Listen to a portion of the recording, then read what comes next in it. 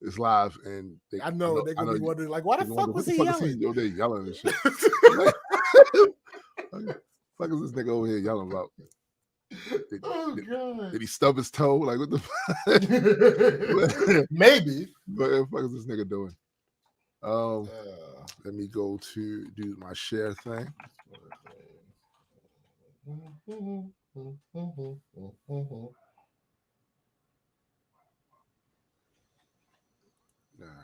All right. Share.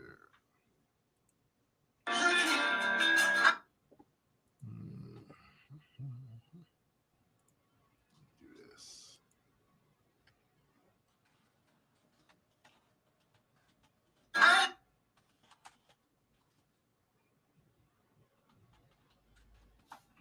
Boo. Boo-doo, boo, boo. Boom, boom, doo, boom, boom.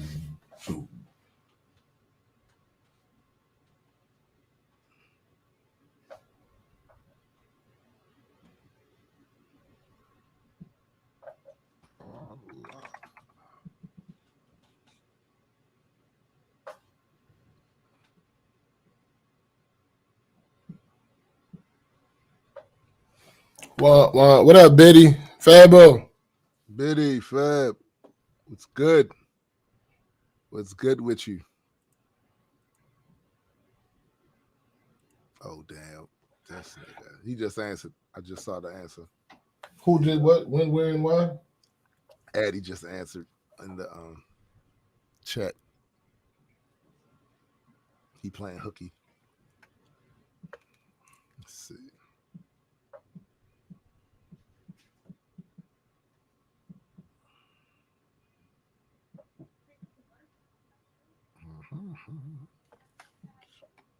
That feels great. That's cool. Let's give us a second, folks. We still doing a little setup. I had to bite my tongue because I was about to say something else, but it would read different than if I said it out loud. So yeah, facts. Yeah, I gotta had to temper my fingers for a second. You need to come outside. Bruh. I need to come outside. Like, I don't understand. I don't understand. Like, what do you? I need to come outside. That's what it is what it is. It is what it Get out the porch. Is. Come outside. That's what we need. That's what we need to do. Yeah, I mean, there's no scenario under which. Never mind. I ain't gonna say that. Mike, Big Mike managed to wake up in time. Geese eyes roll in the back of his head. I'm not dead yet. Yo. Oh man. So crazy. All right. What up, Patriot? Patriot of the West. Let me see this. Where's my? Oh, there it is. I have to get my shit together over here. Chilling, Mike. Trying to get everything. What's going on, Austin? What up, Chris? Trying to get everything working the way that it's supposed to be, which is damn near an impossibility because things happen. Things happen. Things happen. Betty, we do ours tomorrow, Betty. Oh, yep. I forgot all about it.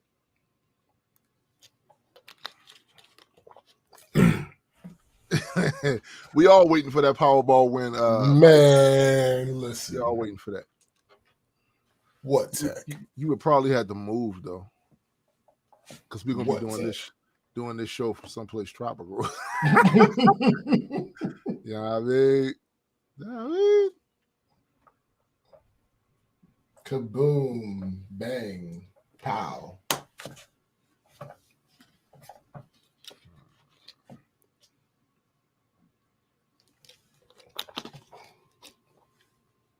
There it is. Hell yeah. Shit. Hell of yeah. course. Hell yeah.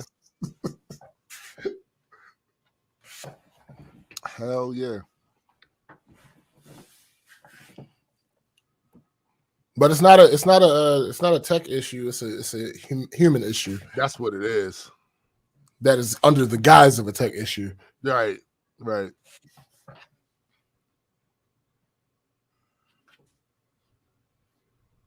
Austin, I don't even know. I see Absolutely nothing. Right. Look, it's stuff I want to talk about. It's stuff he want to talk about. So that's just what it's gonna be. You know what I'm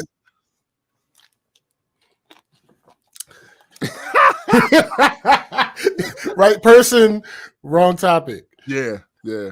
But for the record, to be clear, the answer is yes. Yeah, I'm about to say. Hold on. The answer is always yes. Business. That's never a question. What up, Jonathan? Thank you, Jonathan, for opening up Twitch. Thank you.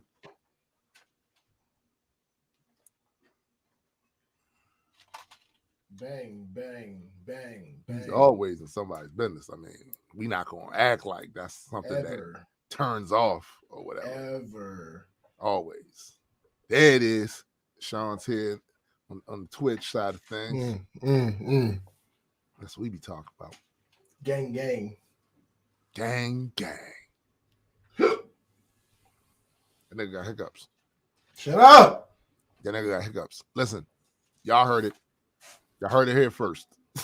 Okay. All right. All right. Okay. Need some water in his life. Shut up. I have water. I mean, you have water, but do you really have water? Yeah. Yeah. What? What does that even mean? I'll show you. I'm showing you now. See this? This is water. Right. I don't know if it is. Wait a minute. This is water. But this is the backup. That ain't even been cracked yet. You know what I'm saying? Like, I'm already on my second bottle. Oh, so you probably don't have enough water to last the whole show. Of course not. Oh, I'm definitely gonna rep the comic book. Mike says water is so overrated compared to glass. Patriot, I'm definitely gonna rep the comic. That's definitely a thing. That's gonna happen. It's gonna happen. When, absolutely. When. Absolutely gonna happen. All right. Shit. They call me Mr. Glass. I knew. Yo, that's the worst superpower ever. Yo, right? Like, what did he say? What did he say at the end? He at the first one, Unbreakable. He was like, "I knew it way back then. You know why, David? It was the kids. They called the kids, David.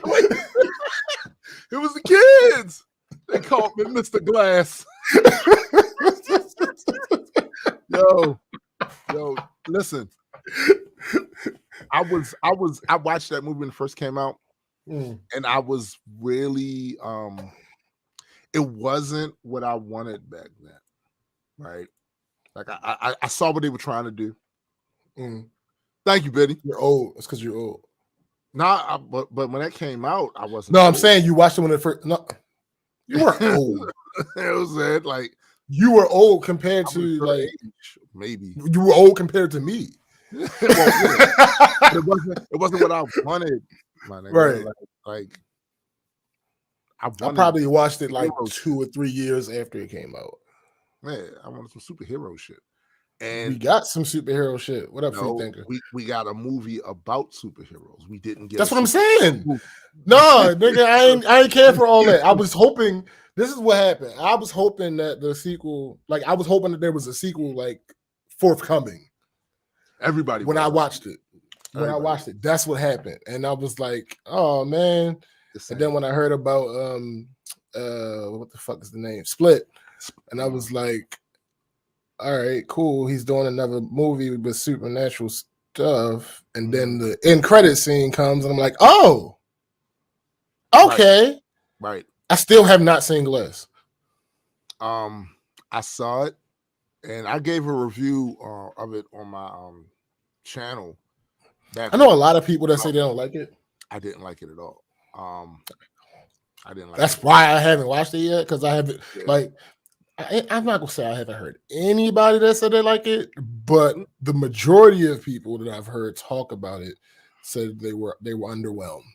Yeah, to be honest with you, I have also seen a smidgen of people that was good with it. Yeah, I am not part of that smidgen. Right. There was issues with it that I felt he did not deliver, and a lot of it has. What's up, sis? A lot of it has to do with expectations I came in with, and I will cop to that. But also the environment that these movies were now being made in made it feel like, yo, I know you reading the room, right? You reading the room, you seeing what they're doing. So I'm going to do myself a favor. Mm-hmm. I'm going to watch them in order. Yeah. You should. I'm going to do Unbreakable, then Split, then Glass. You should definitely do that. And definitely. that'll probably allow me to enjoy it a little bit better. Because you're right that it doesn't seem like we get on DC for that. Yeah, because clearly there's a way that this is happening. So like it's working. You don't have to copy. No, but you also shouldn't go against for the sake of going against. And that is my main issue with a lot of stuff. Yeah. People will get in this creative space and see what everybody else is doing, and then just for the sake of doing something different, they'll do it different, but they won't factor in, is it even good? Right. Is it good? It makes sense to do it. Does it make sense to do it? And my thing is, we have all the evidence in the world that this is working. This works. You can take it and evolve it. You can take it and evolve it. You can put your spin on it. You can put your thing on it. But my thing is always err on the side of something being good over being just different for the sake of being different. Yeah. And I didn't find that with for me with that movie. There were parts in there that he could have exploited that he did not. He absolutely did not exploit. He did not pay off certain things. And typically with especially these type of movies that are based around comic books, is that the payoff at the end needs to be a spectacle. At the end, it did not live up to the buildup at all. And that's to me, he did not read the room. Yeah. He didn't read the room. And as a result of him not reading the room, this felt flat for me. Other people may have liked it, but I wasn't. So I want to swing before I even do that. I'm going to swing back to a question that Patriot asked. Do y'all have any advice on fixated people or stalkers? I actually do. Do me a favor, guys that are in here, whichever platform you're watching on, hit that like or heart or whatever reaction. That helps us out a lot. I do have some advice for that because I've had it happen. Please understand that most of the time it's not about you. It's not about you. It's not about you. This is some shit going on with them. Yo, I literally actually reached the conclusion of probably not a conclusion because there's no finality to what happened, but a what's up, Gray? Potential false. What up, Gray? A potential false conclusion to an exact scenario of an infatuation / matter of fact, let's start the show. Let's start the show. Oh, hold up, Gray. My bad. Yo, I actually want to get Gray in here for a segment on the comic book. Word. All right. So all right, so go ahead, start. All right. Welcome everyone to the Black Culture Geeks podcast. This is my man SPJ. And I am Tombstone the Dead Man, and we are just a couple of geeks talking about pop culture from a black perspective. Facts indeed. Now, conspicuous by his absence, of course, is my guy Adequate. We're going to knuckle up. I need 15 minutes. Addy is not here. I need 15 minutes. Episode. Addy recently moved. Congratulations. Let's give him a absolutely. Yeah. Don DeMarco, he just left. He just moved. So we was hoping that we could get him in here today, but apparently that's not going to occur. Incommunicado. So maybe next week, I'm gonna actually send you the link, Gray, in the ownership chat on Facebook. You hear that big shit? Shut up. The ownership chat. Shut up. What? Shut up. What? Shut up. Yeah, man. So where was we at? Oh, yes. We're here. We are here. Shout out to Black. We pardon today. Yeah, you know what I'm saying? The first thing I want to do, we definitely want to talk about our week and shit that happened this week. Bruh. But the first thing I want to do is give a huge shout out to my man Mighty Mike Gleason. Yo. Mighty Mike Gleason. Oh, now, thanks. For those of you that's been watching the show for a while, you know that there's been an ongoing joke because Addy has been harassed for a couple of years. Run amok. Let us stray. He didn't fall. He didn't land on. No. Okay. No, okay. They get the point. By some Canadian geese. Yeah. Around this time of year, migrate, trying to go someplace warm. I can certainly relate. Bruh. Right? I can certainly relate. But what they wind up is in South Carolina, where Addy happens to be, and particularly landing in his neighborhood in massive flocks, just going through the block, doing whatever they want to do. Yeah. Doing what they want to do. So Addy's had to deal with that. They've bullied him on numerous occasions. Bro, he was stuck in the car. Oh my goodness. Yo, and we actually have documentation of this in the form of video. Yeah, the geese, Addy shared it on his own Facebook page. These geese just come through rude with doing what they do. Yeah, doing what they do. You know what I'm saying? And it wound up being a case where we have referred to them now as the Black culture geese. Yeah, that's just what it is. It's just what it is, and that's been just the ongoing thing on the show. Well, to that end,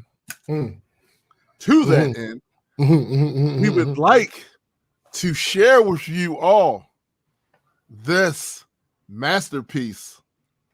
Yeah, shit like that. Now, this piece of artwork was done, and I want to make sure I get the artist's name out right now on the show. I'm not sure if this is a woman that did this or a man that did this, but the name of the artist that drew this is Ciasi. I'm hoping I'm pronouncing your name right. Ciasi. And it was commissioned by Mighty Mike Gleason. Longtime fan of the show and just overall good person. You know what I'm saying? And we love it. So absolutely. We'll be seeing this on shirts. And stuff like that as well. You know what I'm saying? Absolutely. Yeah, Gray, if you still on, man, just click on the go into the ownership chat on Facebook and click on that link, and we'll bring you in when we about to do that segment. So yeah, man, this is fire. Now, as you can see when you look at the picture, right? You can see when you scroll up in here. The level of detail, little zoomy zoom, right? Yeah, little zoomy zoom. You got the backdrop, which is the classic vintage Black culture backdrop right here with the black and red foam. Facts. Then you got Addy over here. You can tell it's Addy because one. Yeah, I mean he capping. Y'all see it. He's capping. Yeah. He's got the specs on, you know what I'm saying? Then in the middle, of course, you have SPJ himself with the dread game over there, and that very obstinate look on his face right there. Yeah, because these motherfuckers just won't stop.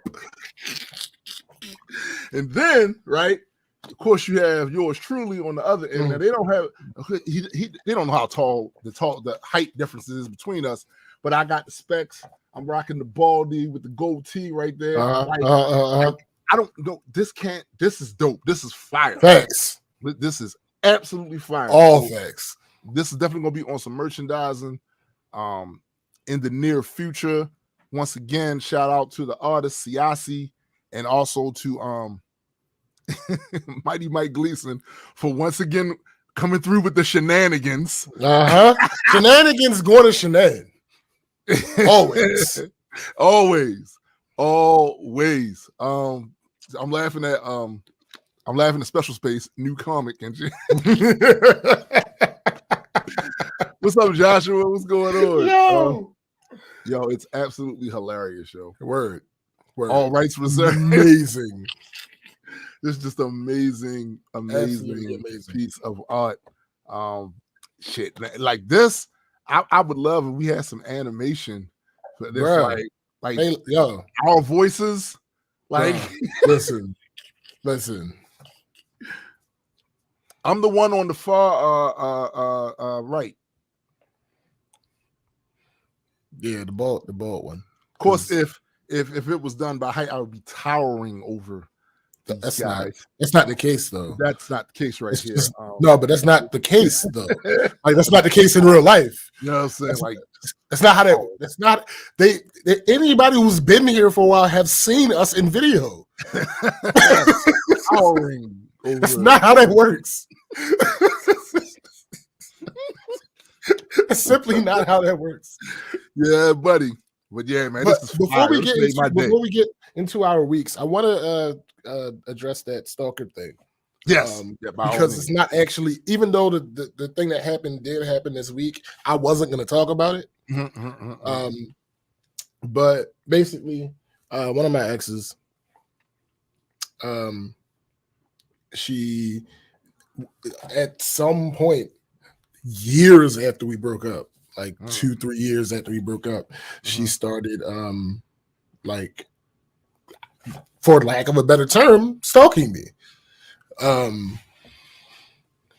Talking about a whole bunch of crazy stuff, and like it was like, what is going on? Like, are you good? Like, yeah. and I was certain the answer was no. Then I'm telling people like, yo, something's wrong here. Told her mother, hey, something's wrong here. You need to get her some help. Like, that's what you need. That's what she needs. Ignored me. Wow. So fast forward to this past week, she was at work, and there was an incident between her and one of her managers. Wow. And she went out, like she went off. And it actually ended up being a bit of a physical confrontation. Oh my. Police were actually called. Wow. Yeah, a lot That's happened. A lot. That's a whole lot. That's a lot. She got fired. What? She got fired. She got banned from the properties. Yo, that's crazy. So the only thing, luckily I wasn't there. My name was brought up. Oh shit. Yeah, it was a whole thing. It was a whole thing. My name was brought up. Like I said, luckily I wasn't there when it happened. Actually, I don't know. I want to say luckily. Realistically, I may have been able to prevent it going so badly. Honestly, just knowing, the parties that are involved. Yes.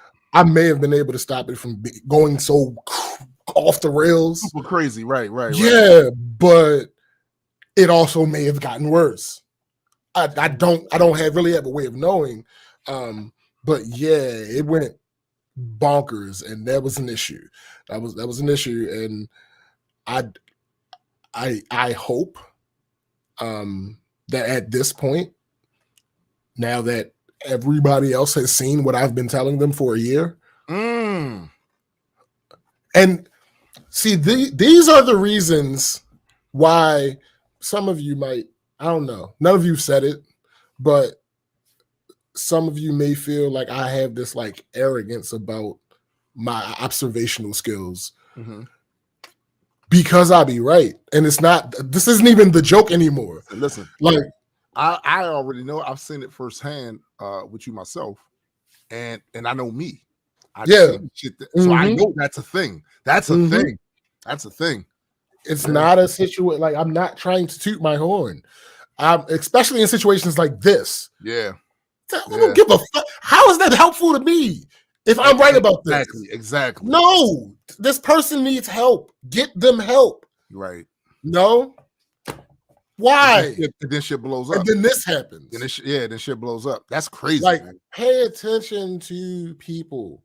Pay more attention to people. Like, it's just, it's a whole thing. Like, you have to be cognizant of the people that are in your life. Joshua, hold on, bro. Joshua, that's SPJ. He's another host. He like invented the show. he's not a guest. He invented the show. He came up to me with the idea, yo, we need a podcast. And I was like, no. I'm not talking to you motherfuckers. No.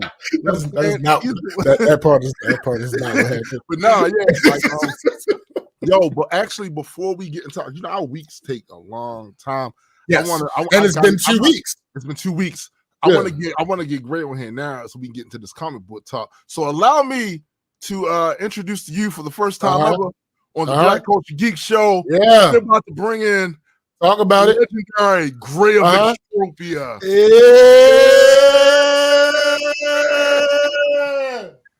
Don DeMarco. Peace. Reaper Legion. What's up? What's going down, bro? Nothing. Just about to get high and talk to two cool black motherfuckers. Yo, listen. What's up with y'all? So, hold on. Let me introduce myself to SPJ though. I've never got a chance to meet you. This is the first. Yeah, this is the first. Yeah, how you doing, brother? I'm great. I heard Andy told me a couple weeks ago. I heard you were looking for me because of the. Yes, because you had sent something that was lore related, and I wanted to talk to you about incorporating some of that into the Majestic Comics timeline. We won't talk about that live on air, but I feel like absolutely. It was good enough for me to reach out and say, "Hey, man, do you write? Are you writing for someone right now? Because we're looking for writers. If you're writing like that, you need a job. Right. We'll put you to work. You want to build some lore? Here's 1,000 years of extraordinary lore you can build out. So get to work. We'll pay you. Shit. How much you want for that? Because that is, fire. The thing about writers, good writers, is you can tell good writing immediately, right? When I first started reading what Addie sent me, and shout out to Addie, the Legion and all, like, I'm a closed system when it comes to creativity. So I don't really accept a lot of new stuff outside of my circle. But if somebody within my circle suggests, like, hey, man, SPJ wrote something, like, you should check it out. I'm like, really? Send it over. Tell them to send it. And when I read it, I was like, oh, damn, dude actually is a writer. So you can see it immediately. And it's hard to find people where it passes the eye test immediately. Absolutely. No, also I'd put in that category too, RK Gold. Yes. Yeah, him and SPJ are very similar in that. Yes. They just write unimpeded. And shout out to RK Gold, because he's another writer, we brought on staff, about 2 months ago or whatever to start writing for us. But if you're a good writer and you're looking for a place to express that, you're more than welcome on board, because we can use it. And we are building, and that's one of the reasons why I definitely wanted to get my man's on the show. Yeah. Because we've been working on this comic book for how long now, Gray? Like 7 years? 8 years. 8 years. We started in 2013 on the newer iteration of it. And we had an idea, but I don't really count that. I don't really count the time before we kind of revised the whole idea, because there's very few people, who remember that. It's like maybe like 3 or 4 people on the planet who actually remember that. So we don't even need to go into that. That's the whackness of the first iteration of the comic. The whack-verse. Oh god, it was so terrible. You ever make some shit so terrible you look back at it and you're like, damn. Yeah, bruh. yo, yeah. Woo. Yeah. You know what I'm talking about. And conversely, have you ever looked back on some shit you wrote and go, I wrote that? I know. Yeah. Because me and Gray had that exact same feeling. Was that yesterday, day before yesterday? We was going over, we had that little meeting. We was going over not the issue that's about to come out, the issue after that. Oh, yeah, issue like, whoa. 2 or 3, was it? We're calling it 1. 1. Oh, okay. We're calling it 1 because the fulcrum point is Okay, yeah, issue 1. Issue 1. So we looked at I felt that way about that symbiote story. The one you had initially? Yeah, because when I looked back at it, I was like, yo, I wrote this. Yeah. What's even crazier about, like, when you find out, oh shit, I wrote this, is how long ago, the time that it took before you looked at it again. And you legitimately forget. I legitimately forgot that we wrote as much as we did for X-Men and Entropy. I had no clue. We went crazy. We went back and we started looking at all of that lore stuff that we built, and was like, damn, how much shit did we write? And I recognize my writing style. You recognize your writing style, so you can see. Yeah. It's crazy. It's crazy, man. So let me ask you this, Greg. Yeah. What's the most difficult thing about coming up with the lore? Oof. Honestly, I would say consistency. Trying to make sure that a universe that you're creating has a consistent story and timeline. A lot of times you can get too big for your britches and you start writing contradictions, and there are certain holes that never really get addressed, and certain motivations that never really get addressed. So I feel like the best way to do that is starting small, starting at the lowest personal level, and which is the characters, and then build a world around them that sustained their story, the story that we were trying to tell. Yeah, that's pretty much what we did when we rescaled back. We looked at the whack verse and was like, this ain't gonna work. The whack. the whack verse. We knew that shit wasn't gonna work. It's pretty bad. we went and said, all right, let's start with the 2 major characters and just completely rewrite this entire scenario. And once we did that, it's like the stories build themselves. They literally build themselves. And when me and Greg sit there and get talking, he starts smoking. About to start smoking right now. You kidding me? Shit, by the time we get off this podcast, me, you, SPJ, will have a whole new world and new aliens and shit. There'll be green people slapping people and shit. What the fuck is wrong with you? Facts. But that's how that works, man. It's like these stories build on each other. Because all you have to, once you create the sandbox, just the other day, Graydon hit me with, that's the other thing I love about it too. Because we'll be in our own pockets coming up with certain things of the lore, then we present it to each other. He presented to me some shit the other day where I instantly got a bunch of stories just bam, bam, bam, just from that sandbox. You're talking about the Extropian Ardalek War? Yes, the Ardalek War. Yeah. When you talk, and he broke that down with how it came about, some of the events that took place in there, I instantly got tons of story fodder material from that time period. Just bam, bam, bam. And that makes me have a question. So the concept of what you guys wrote at first and looked at and realized, all right, this ain't it. How helpful was that? Very. That's a great question. Yeah, I think, well, for my I'll answer and I'll let Gray answer it. For me, it was helpful because sometimes you learn more in error than you do by getting it right. Yeah. So I learned what didn't work. That's big game Parcheesi right there. You dig? Like I learned what didn't work. Like this is not going to work. So with me, I have type of inquisitive mind where I am experimental with a lot of stuff, and I can be corrected. I can be corrected. And that's what helped with that. Once me and Gray saw that this is just getting too convoluted, it's incoherent, there are things in here that really shouldn't be in here. There are things that pathways that lead nowhere in here. Scrap it. And I learned the things that don't work with that. You know what I'm saying? So I think it was very valuable. What say you, Gray of Extropia? Well, first of all, fascinating question, SPJ. I think at first I wouldn't have said that it helped as much as it did.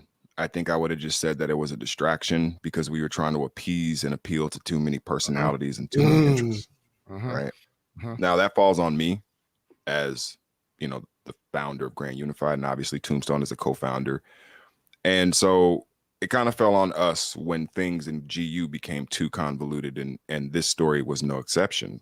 Right. And I think if you look at what we were trying to do, now there was no other way we could have done it without the first error of the whack. Right. Like there was no way we could have figured out that would have been convoluted had we not gone through that. Now, I will say this. It changes the dynamic when you're working with another writer. And let's say if this was a 3-writer team, like let's say if it was me, you, and Stone that was doing it, then it might change the dynamic again. Right. You know, for every creative input that you get, you fundamentally change the recipe and the formula. And we knew when we scaled back to what is now known as the abstract reality, the extropy and entropy abstract reality. When we scaled back to that, it was just me and Tombstone working on it. Before, there was other people giving advice and saying, hey, I want to do this.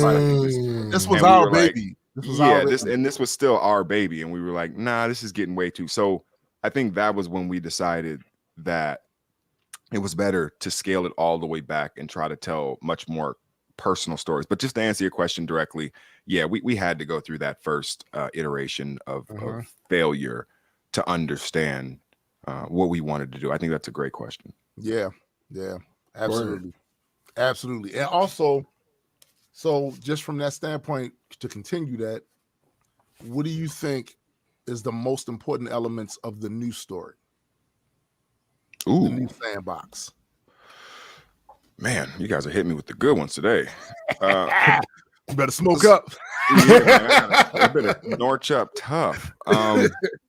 So I think the most important thing with the new story really is character. The word character. We've done so much to bring to life the characters of Gray and Malik and Decaeus and, you know, Mallory and whoa, what's that name again? Hey, don't I settled on it. See, listen, Mallory's a great name. Mallory's a great name, but I also think that it has a masculine tint to it. Right? Which probably not. I've known if it hits you that way, it hits you that way. But it hits me that way. Yeah. So I felt like Mallory, pronouncing it Mallory, sounded a bit more feminine. And I like that, right? Because an alien. Yeah, it sounds a lot more alien. And so I changed the pronunciation of that, like literally yesterday. It's like, fuck it. But yeah, so I think the thing that is interesting about the new comic, and I'll pass it to you, Stone, is that it's very character driven, and we've done so much to bring to life these individual characters to make you care about them, and compare and contrast to the other motivations and the ideologies of other characters. And I feel like that's where the strength of our story really lies, is that you understand why Gray is doing what he's doing, his motivation, even if you don't agree with it. You understand why Malik, or why, Zillith, or, fucking Eldritch Fold. Like, you understand why he's doing what he's doing, or she's doing what she's doing. And it doesn't have to be, well, they're a good guy or a bad guy. It's just their motivations and their interests at the time. Yeah. And I would actually second that, especially that part. Typically in comic books, what you'll see is there is a dichotomy of good guy, bad guy, heel, face, right?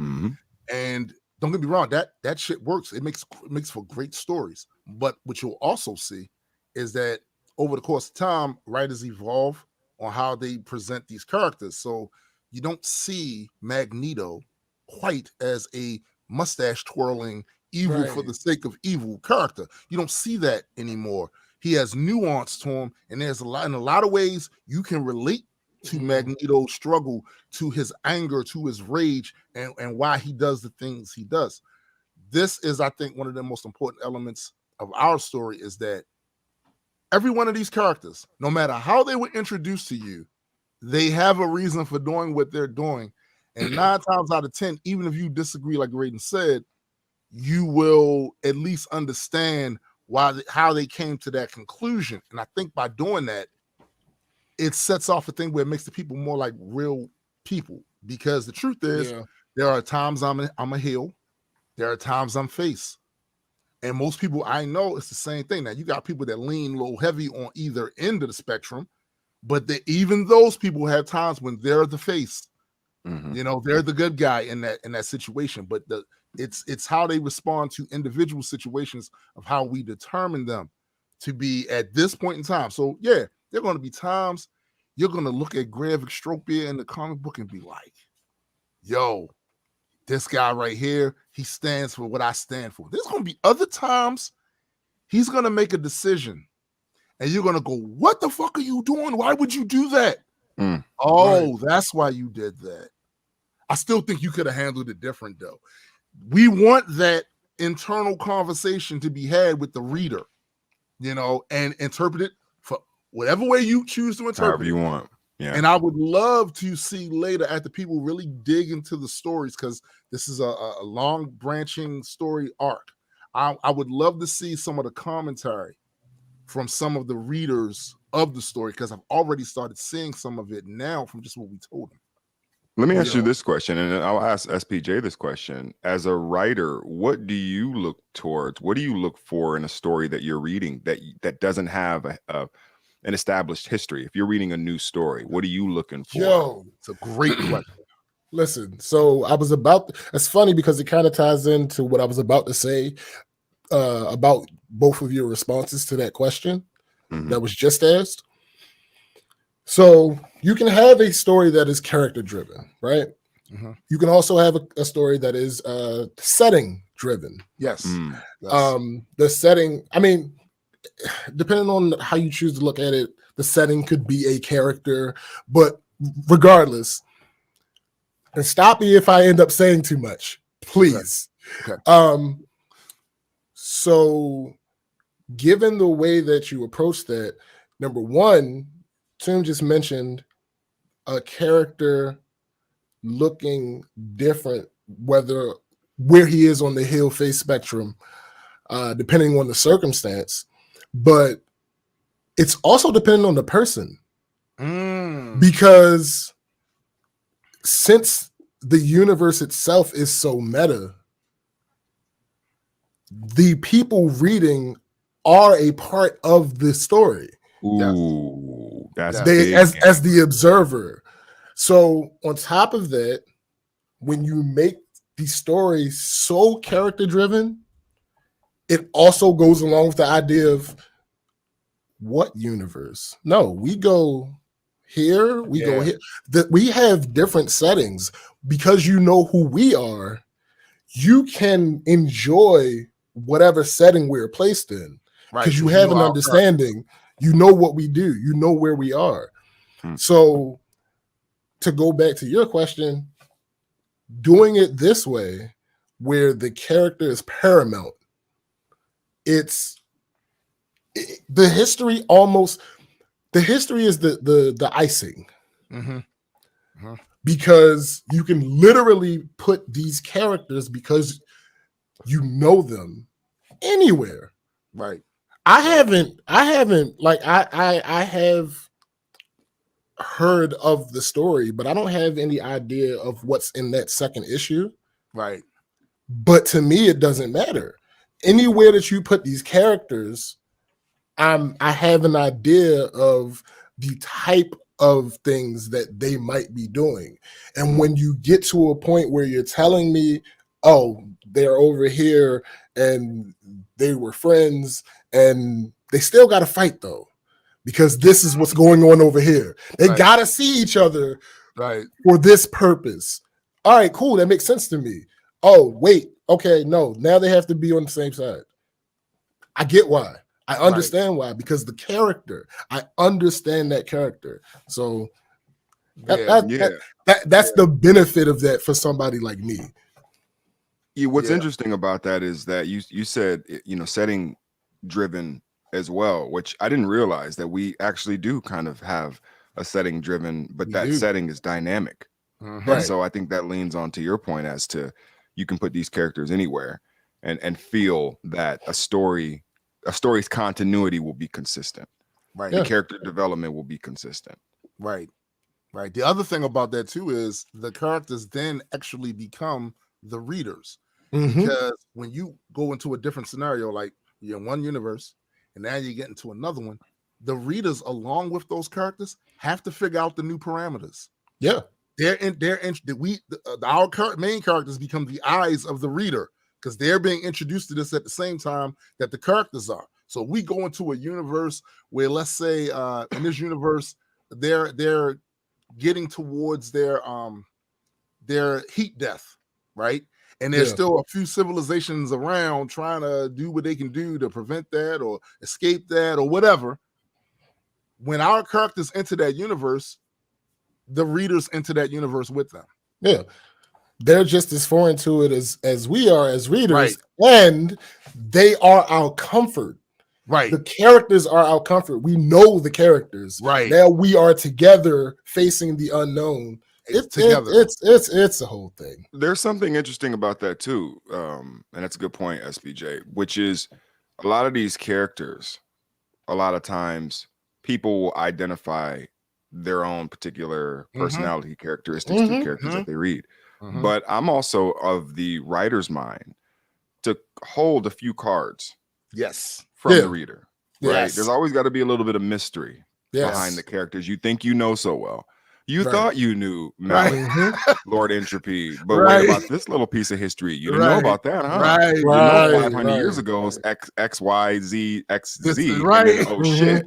So now it changes your perception. So I do feel like, yes, getting to know these characters or allowing the reader to get to know these characters, like you pointed out, it has that connection that you described. But I also feel like to counter that, you can't give the reader everything. No. And you can't. And you must add an air of mystery of the characters that you want them to be invested in emotionally. That's a fact. Honestly, the people that are going to read these types of comic books are the people that crave discovery. So when you add that element of, all right, you're just familiar enough to keep you around, but that what's driving you is that discovery. You know that you're going to find out more things as the story unfolds. Right.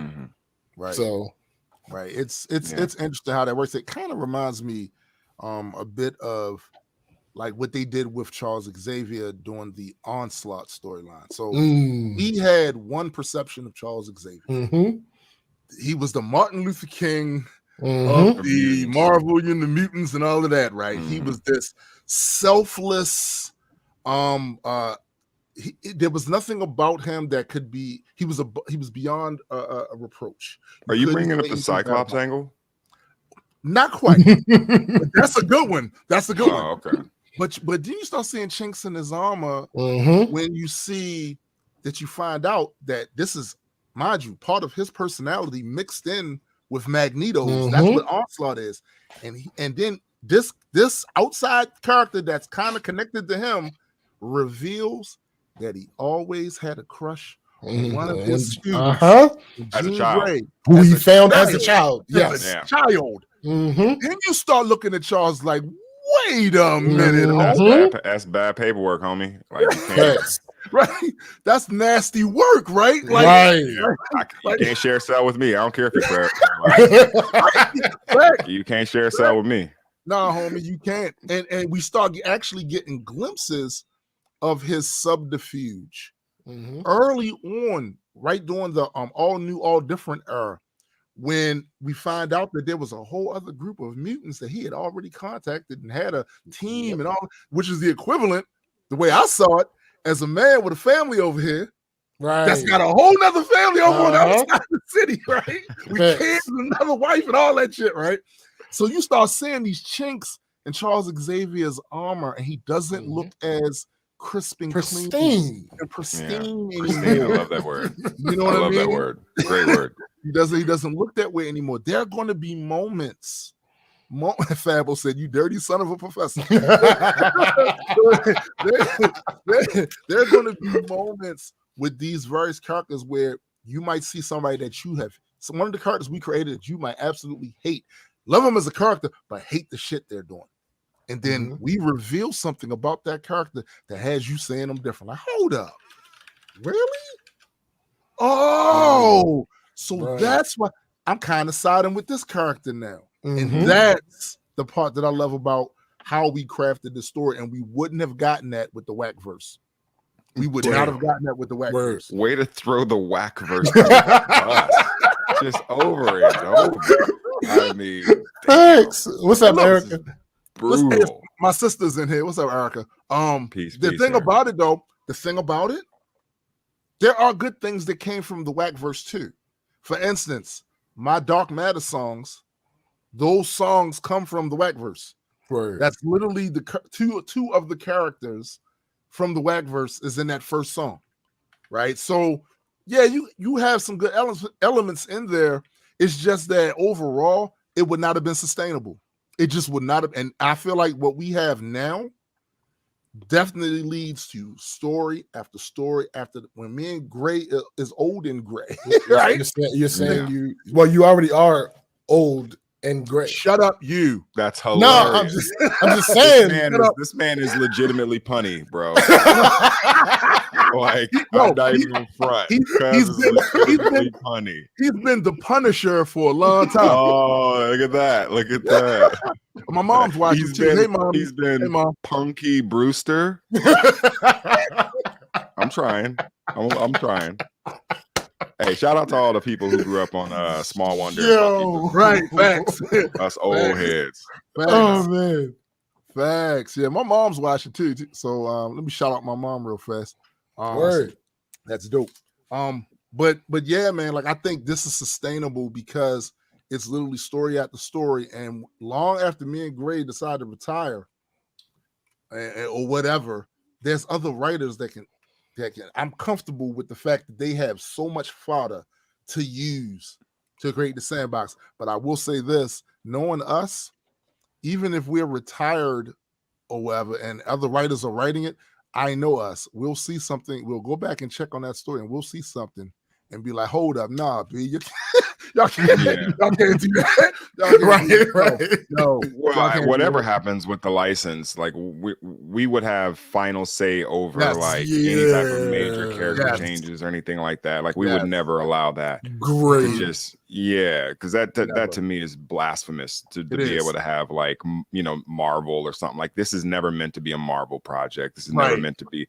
At best, I'd settle for like, I don't know, like a Stars deal or something. You know what I'm saying? Netflix Direct or something like but still our own autonomy, our own individuality. I don't want to be connected to Marvel or DC. And I love what DC. Up, you guys DJ? know how much I feel about how much I feel about DC Vertigo. I feel like Biddy says, "Hi, Miss Taylor. Thank you for bringing us Tombstone." Yeah, absolutely. I want to send the same type of sentiment. Shoot. Facts. Well, you're gonna get to meet it one of these days anyway, bro. So okay. Yeah, you're gonna get to meet it one of these days anyway. But yeah, man, like I am super proud of what we did right here, and I'm glad we did a refresh on the idea. It's a lot of stuff coming. Some of the stuff that it's so hard to talk about sometimes. I was on Graydon's show, what was that last week? And before I got on there, it was late too. Before I got on there, Gray, you should have seen him. So he's getting bombarded with questions. These good questions. Oh man, I remember that night. Jesus. Yo, these are good questions. Like, because one thing about our audience are very perceptive about a lot of stuff, and a lot of them are sci-fi fans already, right? So they're hitting them with these questions. And I'm watching Gray over here looking like Neo in the second Matrix movie when he was surrounded by all those agents. All the 100 agents. Great fight scene, by the way. They never give that fight scene credit. They never give it credit, but great fight scene. I love that choreography. Great choreography. So and then it just so happens that at a certain point, like Gray sent out the the tomb symbol, the Reaper Legion symbol. Yes. I came into the chat, and we had a really good conversation with a lot of the people that the people that want to read the book. We had subscribers out our Patreons. We had good conversation with them. That's the other thing too. I got a message from one of the Patreons about the different things that we're offering at a certain tier levels. Patrons. Shut up. I need you to patrons. I'm saying this. No, but I need. All right, you don't have to see it, but it's patrons. Well, as long as you blocked this, I ain't had to see it. Thank you. I appreciate it. No. Listen, we talked to them, and he said something to me about the different things that we're offering, right? And I said, yo, we're working to it. Trust me, we got you. Because it was so much fun to talk to the supporters of this. So much fun talking to them about that, but also it was a challenge because you don't want to give away the store. Yeah, you have to literally talk around story plot points that would make sense. Like when people are like, well, why is this character this? And I'm like, well, I want to tell you, but that would invalidate the reason for you to read it. Right. Give me an opportunity, but I can't answer this. And so I tried to answer without spoilers. Nah, you did a good job, bro. Then I played one of the songs from the album, and it had nothing but spoilers in it. That song has nothing but spoilers in it. Like literal spoilers, straight up spoilers. And I'm just like, well, what the hell? Oh, man. There's nothing but spoilers in that. It was crazy. It was crazy. But I get on the mic and I'm like, yeah, and then we did this. And I'm like, oh shit. The best thing about that though is it'll be less hard, I believe, after the first issue, issue 0, the Fulcrum Point releases, because then we can really get in depth about the issue. But then there's another issue coming up, and they're gonna have questions about that. But that's the issue. No, it'll be shut up. He's doing the pun thing again. I hear you. No, I'm just saying you're doing the pun thing again. That's silly. The issue. It's a perpetual issue. The issue because the bars. Bars, because listen, it's bars. You said perpetual issue. We're gonna keep having issues. Yeah, this is it. We'll keep having issues. Bars. SBJ rap. Anyway, I just want. I mean, great. Y'all can do that. I'm gonna Norch up second edition Norch to all GU watching right now. Man, listen. All I know is, like I said, I'm super proud about the fact that we got a chance to do this, and we wouldn't be able to do it without our supporters. Let me talk about the Patreon real quick, because we do have close to 50 patrons right now. And our goal for early adopter status is the first 100 patrons will be considered early adopters. Anybody after that will obviously still have access to the exclusive offers and stuff, but we're going to keep track of those 100 people so that as this becomes bigger and bigger, those first 100 people will kind of be immortalized and will be memorialized in that way, where these were the first 100 people who believed in us, no matter what. And we'll keep that as kind of motivation and use that to promote, but it's also incentive to get in early, because that's a one-way thing on all of our NFTs and stuff. I know I saw some people down there talking about NFTs. We have great plans to put together, NFTs from the E&E story, as well as other characters and other comics, because we want to have whole other comics in the Majestic Comics line. So like if SPJ wants to turn his into a whole full-fledged comic, he can do that under the Majestic Comics publishing name. You know what I mean? And so we can literally just have this continuity within our own reality. But I say all that to say there's a lot of plans that we have, not only on the Patreon for the patrons, but also for people who are into blockchain technology and interested in NFT stuff. So all that stuff's coming. So if you're interested in that, go to patreon.com, Majestic Comics, and there's more information there. Or you can follow us on Instagram, or obviously on the Discord, where we talk all the time. Matter of fact, I'm gonna put that link right in the chat. SBJ, you're also welcome in the Discord, bro. If you ever listen, there, man, here's the issue. I'm not familiar with Discord. I gotta get a brush up. Yeah. That's really the big issue. Yeah. The two things I'll say about Discord is turn all your notifications off except for income. Oh, dude. Listen, he hit me with that a few months ago, and I was like, to save my life. Like you gotta turn it off. You gotta turn them off. All your notifications off because it's a nightmare, especially in a big community like ours.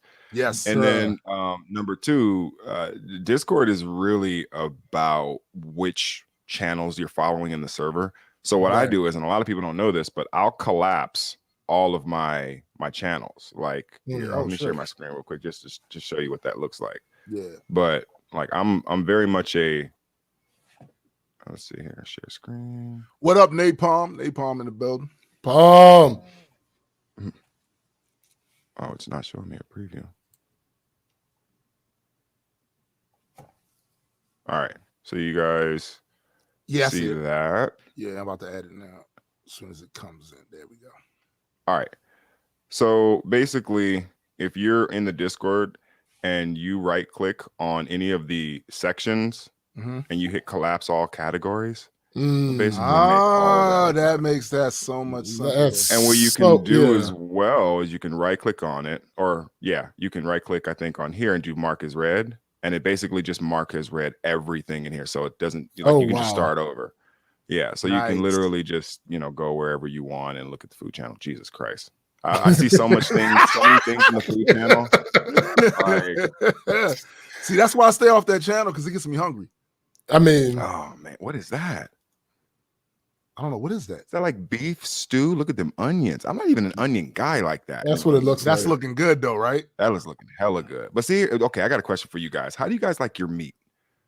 I'm a very well done dude, and people always are like, "Yo, man, the taste is gone. You can't taste anything. Well done." I don't eat steak. Okay. So mainly because of that reason. Actually, we had Joe on a couple weeks ago, and we were talking about this. Like, that's one of the reasons I don't eat steak, because of the whole, it got to be this temperature, that temperature. No, I like my food cooked. Me too. Like, I'm the same way. I want it cooked. I like medium rare with steak. See, it's different. Yeah, it's different with other meats though. But with steak, I like medium rare. I will get my burgers medium well sometimes. I'm all well done. Yeah, I see. You have to know how to blacker than a Nigerian. that should better be Kenyan. As long as you know how to season your food, then cooking it to a well temperature should not be an issue. No, I agree, but it depends on the meat. All meat isn't necessarily. All meat ain't equal. You can say it, right? Yeah, no, facts. All meat ain't equal. All facts. All facts. Right. That's it, Napalm, where it's cooked but it's tender. Yeah, I like that. I recently got into that discussion about the if meat should be boiled or at what, like how much pink should be left in a steak or whatever. But I'm glad that there's some people who's like, you know what, I'm just not eating steak because I'm not. It's too much. It's too much work. I got too many other things that I'm thinking about at any given time. Yeah, I just think, what do you what? I want a steak. How do you want it cooked? Steak. Like, what do you? I just want food. Like, that's the real answer. Give me food that won't make me sick. That's the real answer. That tastes good. If you watch this show, you notice that when it comes to food, SBJ is definitely the guy. Damn, I don't got nothing right here. I was about to usually munching on something. Hey, that's why I think he would be at home in the food channel in the GU Discord. Plus, he cooks. So much, so he cooks. Don't introduce me to no rabbit holes, man. Ooh, and GU is that rabbit hole. Speaking of that rabbit hole, there's another rabbit hole there I would like to introduce you to. I mean, me and Graydon we have to literally like fly around. Are you going to tell him about that? I am. We have to literally fly just outside the event horizon of this black hole. TV tropes. No, I know about TV tropes. Bruh, listen, that was like my year 19 through like 24. Like it's somewhere like all of those years blend together because of TV tropes. Yeah, yo, it is absolutely. Matter of fact, that's when I first started working on that's when I first started working on the Symbiote story. Right. And I was like, all right, let me stop. Let me look at because I was writing aimless. This was, when I first started writing stories. I was writing aimlessly, just putting shit in there. And I'm like, hold on, I'm not doing this right. Something is off. Let me go back. I know this says TV, but it applies. It's writing. At the end of the day, it's writing. It's all writing. So let me go get up on this. And years later, I was like, oh shit, I'm still here. Yeah. Let me leave this cesspool. Right. And let me go back to what I originally started. Yo, it will absolutely take like days of your life away from you, and where you won't know. Like, it's that type of thing. And for those of you that are listening now, have never been on TV Tropes, I invite you to do it, but make sure you have an anchor. Make sure you have a timer. Yeah. Or something. Matter of fact, it also got me to work or some shit. Right. It also got me to binging things. Like Netflix ain't had nothing to do with that. That was TV. Like literally, I would I would see a trope, and I would follow that trope. And I'd be like, all right, it would give you the examples. And I'm like, all right, I'm gonna go to this example. All right, I'm gonna download this. I'm gonna download this season of this show, and I'm gonna go watch every single episode. Driving your crack habit. Driving my crack habit. I'm literally, this is freebase shit right here. It is. It is, man. It is. I'm gonna go download and watch every single episode. All right, cool. Wait, what was it? Johnny Cunningham. All right, cool. I'm gonna go watch that. All right, whatever episodes. All right, Jumping the Shark, Happy Days. Okay, so you literally watched every episode of Happy Days because of the Jumping the Shark TV trope? Just the Jumping the Shark episode. Okay. Where you jumped over the shark. And I'm like, yo, all right, cool. So whatever TV shows have jumped the shark, and why did they jump the shark, and when did they jump the shark? All right, cool. Let me watch this episode. Oh, he's that guy. Damn. Yeah, TV tropes is crack for you. That's like, it's terrible. Shit. It's terrible. It's the worst, bro. It's terrible, man. It is absolute worst. It is. That's man. crazy. But it's so resourceful. It is, and it does for all you writers out there. It does help. It gives you an idea, direction, some structure. Yeah, there are so many stories that I came up with, ideas I came up with just from reading through TV Tropes. Going, ooh, I like that concept, and then you recognize certain concepts. Then you start to recognize it when you watch other programming. You start recognizing that. That's the nigga. Yo, that's the other thing. The same way anymore because I always see it from that framework. That is the third thing that TV Tropes did for me. Watching it kind of helped me reverse engineer watching other pieces of art because I can watch it and I'll be like, all right, cool. All right, you got the characters, you got this trope that they're working on. They're working it throughout this character. All right, cool. And they're setting up for a non sequitur. All right, cool. So when we get to this point where we're expecting this character to do this thing because we know that this is the trope that has been pushed through this character, they don't. Right. Okay, why didn't he do it? All right, cool. It worked. All right, what are they going to do? Are they going to go back? Are they going to take this opportunity to evolve the character? Or are they going to go back to what worked? All right, cool. Stefano Carroll. All right, cool. So what they do is they separate them into two different characters because they can't go back, right? Because they still want Steve. Everybody still wants Steve. Can we talk about that for a second? Can we imagine a Family Matters without Steve Urkel for a second? Bruh, that was the plan. That was the original plan. Right? Yeah, he was supposed to just be a guest for a couple episodes for a year, and that's it. And he literally took over the goddamn show. Yeah, and so I try to imagine two versions of Family Matters. One where it actually was actualized as like another, like, you know, and I can't invoke this name without ridicule, but like a Cosby Show, like a Cosby Show, yeah, sort of thing. But or if they were going to make it into like just a regular normal sitcom at night. And so the best thing they ever did for that character was to break that character. Hold on. Palm said the family wouldn't matter.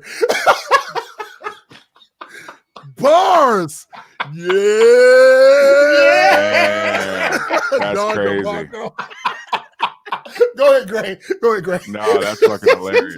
But the best thing they ever did was to break that character up into two characters. Yes. Yeah. And it also put him over as a scientist because I remember it was his experiment, right? It was like extract the cool part of me. And then also Jaleel White as a LA native, you know, shout out to Jaleel White. Mm-hmm. You know, it showed his range as an actor. Yes. Because like you might have thought he was just cast as this nerdy kid because he was a nerdy kid. Right. Man, he was smooth, he was suave, he was fresh. Mm-hmm. And from the 90s, he was fresh. Yeah. So, you know, I mean, they really put him over as a scientist, and the range of his acting allowed that to really go over. So as much as people hate that Family Matters became the Urkel show, his acting did justify that. It did. It really did. His acting absolutely justified that. It made sense to do. And to show you, like, even today, the last interview I saw with Jaleel White is when they had a kind of a Family Matters reunion. Yeah. He literally took over, not as Urkel, as himself. No, as Jaleel. He literally took over that entire interview. They had most of the cast was there, and he was speaking the most, had the most insight. Like he's always been that guy. He's one of the people. I have a dream casting of people I feel like who should be casted for Star Trek roles who've never been casted for Star Trek roles. I think Jaleel White is one of those people. Yeah. In fact, I'll go so far as to say this. I got a hot take. Oh shit! If they ever recast TNG, I think Jaleel White could play Geordi LaForge. Oh no, that's 100%. He absolutely could. You think so? Yes, he absolutely could. Okay, I thought I would get a lot of pushback on that. I think he could. I think he'd be great. He can do it. I don't think they'd ever do that. Now, this is not recent. I think you still got time. Yeah, but you know, they started recasting. Still a relatively young man. He can still do something. Uhura's on her third casting now. Yeah, facts. So you know, we're in the age now where you're going to see secondary TNG characters and possibly secondary Deep Space Nine characters. But I don't want to derail this. Matters. Just on SPJ's point, I went to TV tropes and I picked random trope, and of course, super interesting, right? It's the proscenium reveal, the moment when a scene that we're watching, thinking it's an event that's really happening within the world of the story, is revealed to be part of a show within a show, or some kind of simulation that the characters are involved in. It says. It says compared with the nested story reveal, not to be confused with breaking the fourth wall, in which the characters acknowledge their fictional status and or existence to the audience. So it's crazy that you'll go down that rabbit hole and be like, okay, well shit, breaking the fourth wall, and now you're fucking looking at everything that's on the fourth wall, and then you're like, oh shit, this comic book character has its own run, and you read every fucking issue in the run. It's like TV tropes is heroin. It is. Yes, it is. Yes, without question. There's always a gateway, a Stargate, Stargate, a portal, right? and orifice. Right. There's always. Hold up. This is taking a bad turn. This is taking a bad orifice. This is taking a bad turn. Can he say that in Stargate? He was like, "That's what we used to call it, right? The old orifice." He's so stupid. Yo, speaking of that, we were discussing a particular character that we have not introduced to the readers yet, right? And we were talking about a version of him or what he would be the equivalent of in TV tropes. And it made me go back and start watching Stargate again, because the example Graydon gave me was so perfect. I still got to watch this again, because I'm going to need to be able to, I'm going to need to be able to write for this guy. How would he say certain things? How he would handle certain situations and things like that. That's an important part to me of what TV tropes helps with. For a writer that you're trying to create a universe and create these different characters and stuff like that, you can go into TV tropes and go, okay, so I kind of want the guy to be like, but what's I'm trying to figure out how to write for him, because every character speaks with its own voice, right? And you don't want all the characters to blend together and they all sound the same, react the same, and all that other shit. Like, you don't want. It's interesting that you say this, because, and I know your answer, Malik, so don't answer. SPJ, who's your favorite comic book character ever? Oh, I see. Damn, he took a long. Yeah. Sorry. Okay. All right. So this is how this goes. It fluctuates. That's fair. One of the reasons that I even wrote a symbiote story, I'm gonna send you that story. But one of the reasons I even wrote a symbiote story was because one of my favorite characters of all time was Venom. But also I find myself utterly drawn to Deadpool. So it's like between the two of them, I always go back and forth. And so when the Deadpool movies started coming out, I was leaning towards Deadpool. But then when Donny Cates got a hold of Venom, I was like, oh, shit. So you just gonna put some respect on my man's name. Yeah. And now at the end of that arc, he's the King in Black. So I'm leaning a little more Venom. Little bit more to the Venom side of Donny Cates justified your Venom love too. Bruh. He really did. My God. He justified it. He justified it. He definitely did. So yeah, gun to my head, I'm gonna say Venom. Okay. And I would say, obviously most people know it's either Donatello or Lucifer for me. Yeah. Right? Like DC Vertigo's Lucifer, greatest story ever, but Donatello, greatest individual character that I've ever identified with. But the reason why I asked that is because I feel like if you ask three of us, of the same questions about character development, you're going to get three different answers based on our influences and who we consider like, favorite characters and favorite stories and stuff. So I think that has a lot of to do with it. Oh, without question. I agree. Like, I think we find stuff about ourselves and our favorite characters. Yes. You know what I mean? And that's the reason, like, specifically, that's the reason why that's the story that I had fleshed out of all of, because I have a bunch of characters for the universe that I had started. Right. But that's part of the reason why that's the story that I fleshed out, because it's like, all right, what about this idea of this thing, whatever it is? I didn't have to specifically go with symbiotes, but the idea of this thing that has its own agenda, but it helps blend but try to blend in with somebody else, their life, their agenda. Right. They become absolutely necessary. They become for each other. Yeah. And it's like, yo, all right, so now you have two characters in one. You have to separate the character. That's probably why I'm big on dichotomy. So I guess that makes sense for Venom. That makes sense for Deadpool. Right. So like just the idea of having this one body, but you still have to do multiple characters, and just that internal fight between the two of them, it's just it satisfies for you kind of similarly what me and Graydon have with Gray and Malik, except for you have this one type character with two personalities. We in our situation, Malik comes from a certain type of culture that believes a certain type of thing. They behave a certain type of way. Gray comes from a culture that is almost the complete opposite of that. Right. And somehow they find a reason to be friends, allies, and that tension from the differences of the cultural differences about worldviews, or in this case, multi-worldviews. You know what I'm saying? Right. Like there's differences. That's a double. Hold on, that's a bars. Okay. I'm right there. I'm right there. All right, okay. No, I rap. No, a little bit. Yo, listen. I rap a little like I said 2 weeks ago, you're the only one of the three that shut up, yo. But I do want to real quick. I just want to, because I was going to wait for this, but okay. I just wanted to, I just wanted to. I do want to know where to get that Black Culture Geek shirt, though. I just wanted to. Oh, we have a it's on our Is it still up there? I think it's still up there. On our spreadshirt, yeah. But yeah, I had did that, and I had did that.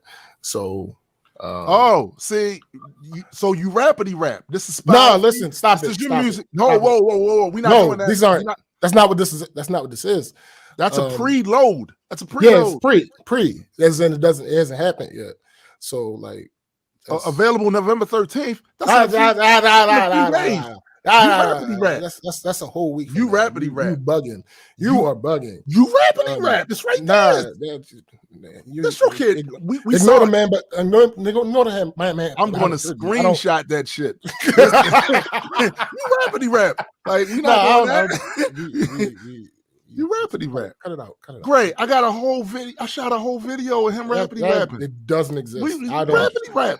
I don't Rappity rapping. Ain't nothing wrong with the rappity rap. I have no idea what you're talking about. Hey, you're off your meds. The last thing I have, I wanted to ask you guys is your thoughts on the Matrix trailer. If you guys, okay, I love the trailer. Let me just say this. All right, go ahead. Let me just say this. That trailer had me.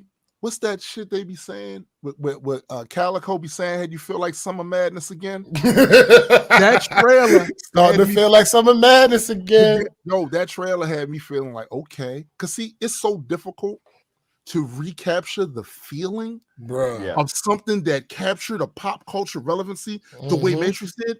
When I saw that trailer, it captured that's the look. That's the look great. That's the I was like, I'm starting to. I'm feeling it didn't feel like that, man. I saw some criticism and I did not agree with it. I was like, man, this feels like a Matrix movie to me. I haven't actually seen like a Matrix movie. Wait.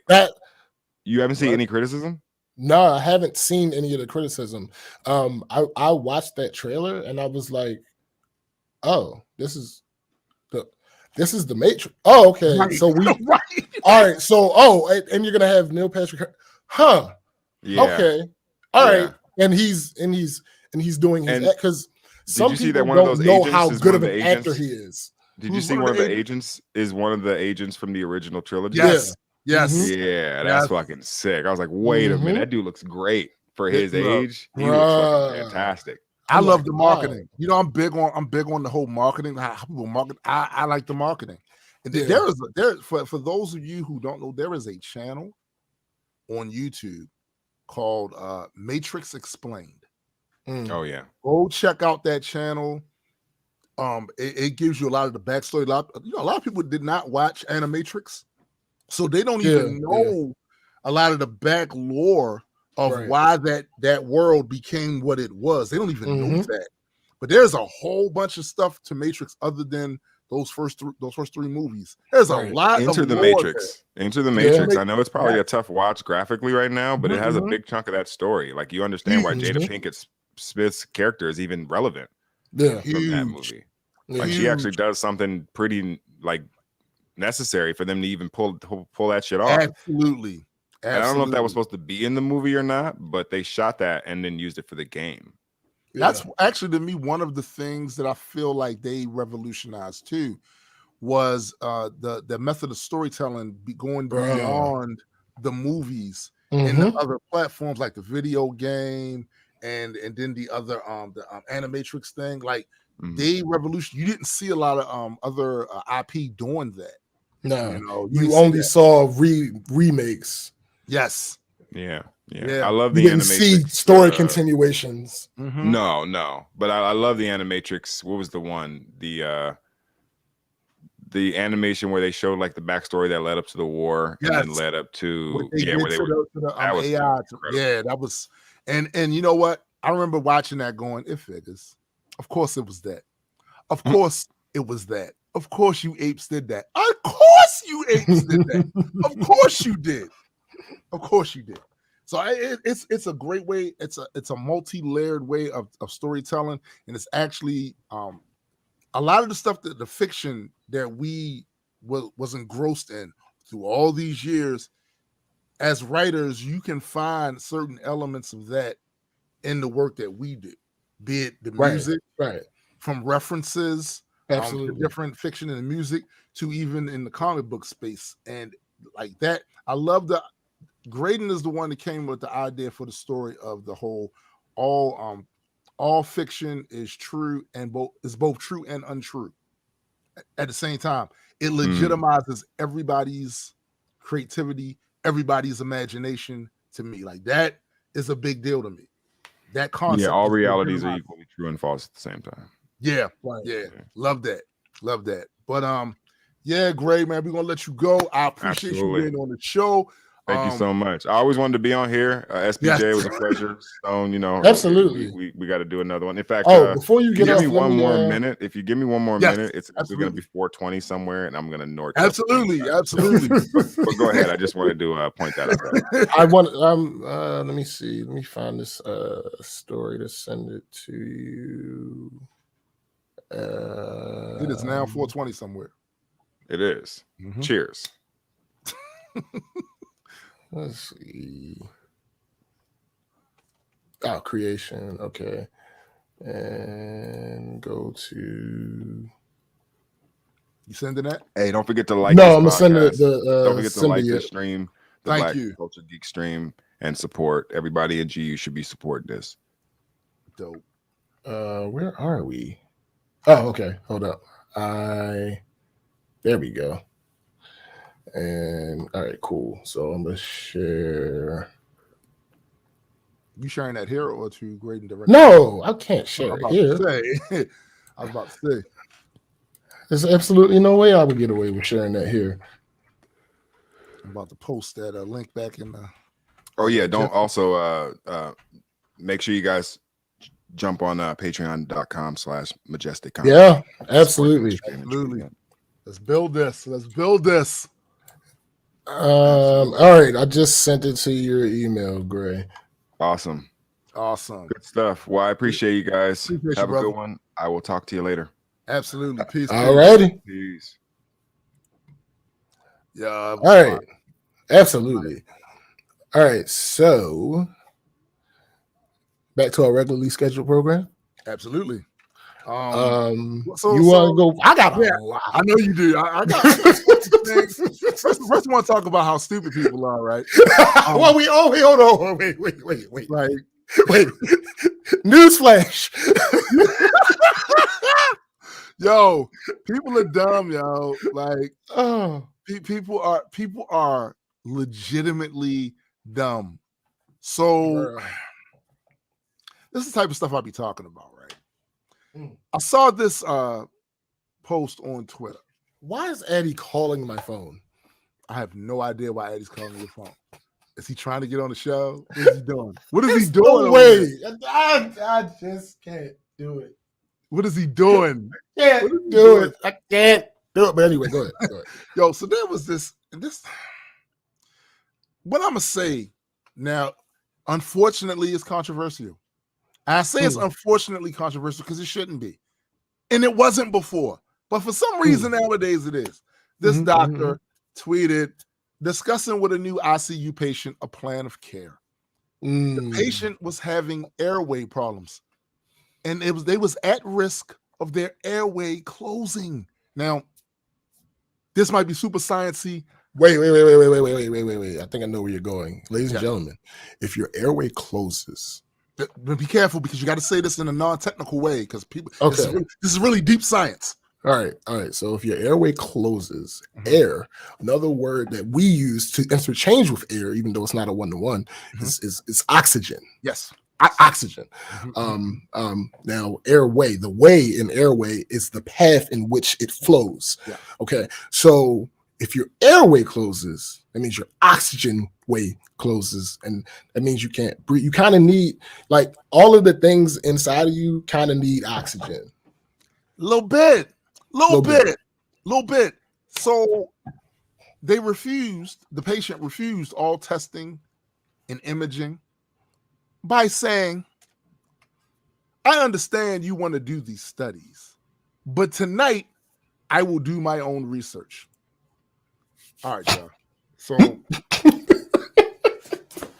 all right, y'all.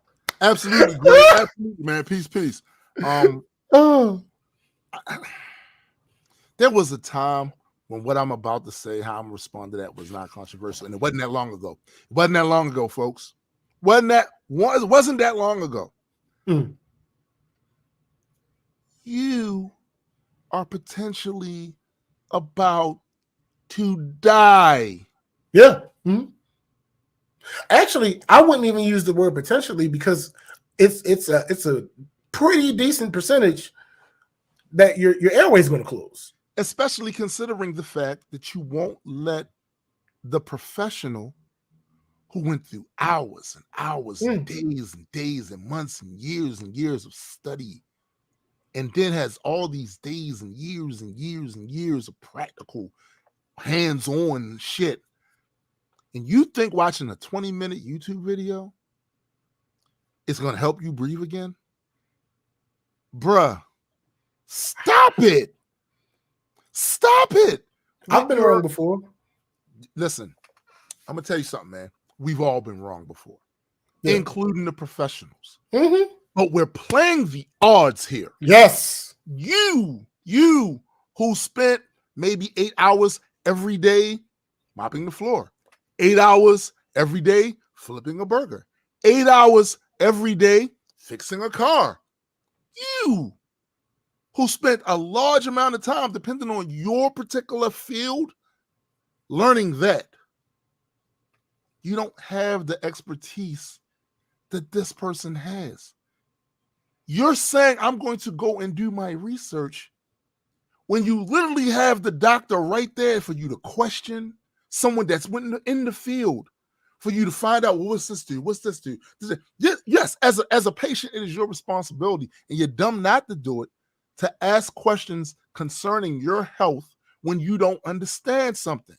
But the idea that you're going to shut off all of the testing that they're doing to try to figure out what the fuck is wrong with you right now, so you can go home and get on YouTube.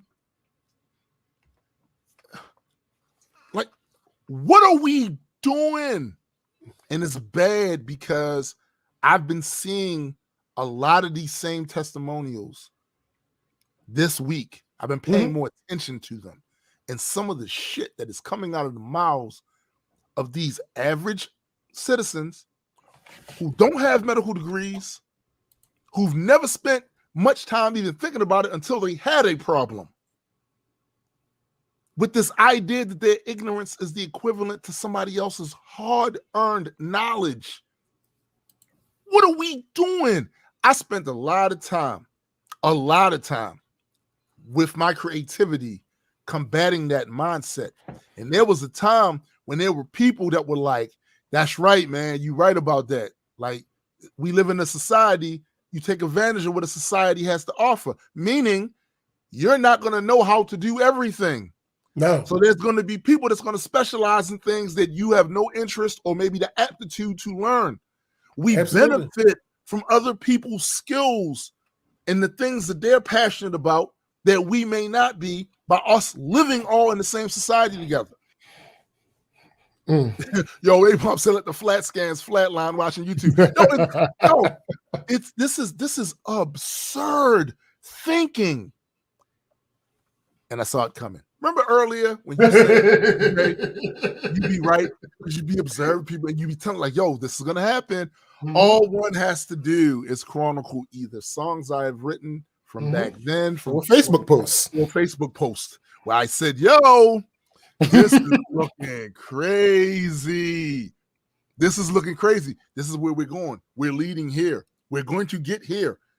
Only for now in 2021, for those statements I made back then to be controversial now. In real time when we see it happening. What the fuck is wrong with y'all? Everything. This isn't going to end well. It hasn't. No. It hasn't. Oh no. This is the thing about that. We ain't seen as bad as it's gonna get. No, but there's an absolute point where I think we passed. I think we passed. I'm right there. I'm thinking we're at that point. How do you? No, it absolutely gets worse. Back in the bottle. You can't put that genie back in the bottle now. Right. Like it's out here. It's a thing, and it's almost as if it's a reflex in thought and behavior now to just buck expertise. And I'm like, man, with some shit you can do that, but with other shit, that's gonna be your death or the death of others. And it's crazy how a lot of the people who was right there with me in 2012, 2011, 2013, right there with me, saying that, yo, that's dumb. We can't let that grow, are now making excuses for that shit now. And I'm like, this is what we was talking about back then, right? The exact thing. This is the exact thing we were talking about back then. What changed for you? What changed for you? Napalm, right? By the way, shout out to my surgeon for knowing his shit Instead of me resorting to YouTube. Napalm just had surgery recently. This is a clear example of that. Imagine if he tried. He could have gone on YouTube and performed it himself. Absolutely, he could have. What are we really here? Are we really here? No. We have arrived. We arrived. Joshua Black says, I think about this a lot, and it's seriously disheartening. My son won't hurt this much. Yeah. No, yeah, I don't. Yeah, it's inevitable. We are like I don't know how there ain't a song I can write. And this is the other thing I learned this week. Because I have some music that's coming out that's talked about a lot of this stuff. And as I sat there writing and recording and doing this other shit, and I said to myself, at the end of the day, there ain't a song I can write. Because I've been writing this type of shit for the better part of a decade. There ain't a song I can write. I don't have the reach. And even if I had the reach, I don't have the influence to get people to really look at yourself. And the reason I know that is because even within my audience, there's a faction that I saw reciting No More Messiahs. Talking about these politicians, these celebrities, we ain't putting them on no pedestals, blah, blah, blah. We ain't doing that. Only for the next election cycle to come around and see them doing that shit. So that's what lets me know. Yeah. I don't have that pull. All I can do is cuss you motherfuckers out now to a beat. And it's amazing. That's all I can do. That's the shit I know. All I can do is cuss you out. Like this shit is absurd. It's ridiculous, and I'm so glad. Years ago, I said that I promoted this book called Asking the Right Questions. It's a book on critical thinking, right? This is a book that we started our kids with. Here. Let's go through this. Let's look at this. Asking the right questions. Asking the right questions. Very important. Very important. And some of you have not learned how to do that. Some of you specialize in missing the fucking point. You specialize in missing the point. Stuff going over your head. Some of you are Drax out here. And not on purpose. That's the scary part. I'm not a licensed teacher. I didn't go to school for. I don't know how to do that. No, I don't. I can't help you. I can't help you with that. And this is not to say that we on this show are always right. We are not. No, hell no. As a matter of fact, we frequently say on the show, if we're the smartest ones in the room, there's an issue. There's an issue. Leave the room. Leave the room. If we're the smartest one in the room, leave the room. Leave the room. I don't know at this point. I don't believe there was a point in time where this could have been reversed. We're not there anymore. We are literally there now. Exactly. Special space, asking the right questions and the ability to filter the right answers. Yeah. Because sometimes, and also honestly ask the question. Don't ask the question to set up something, especially when you're trying to learn something. And asking the right people. Yeah, that's the other thing. Asking the right people. You can have the right question and just ask somebody that you have no business asking. And they're gonna give you an answer. They're gonna give you an answer. They're gonna give it to you. I listen. I don't know what to do about that at this point. And at this point, to be honest with y'all, I am more concerned with my inner circle. Yeah. You know what I'm saying? I got to look out for them. There are people that are counting on me, right? I got to look out for them. We were rooting for you. Right. Right. I gotta get my folks straight out of the mess. Yeah. If you know who you are, if you're counted as my folks, right?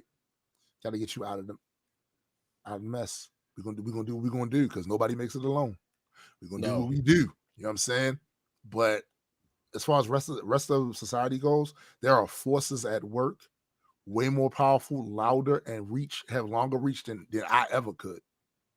That are definitely poking at a world already. You know what I'm saying? This napalm is so ash.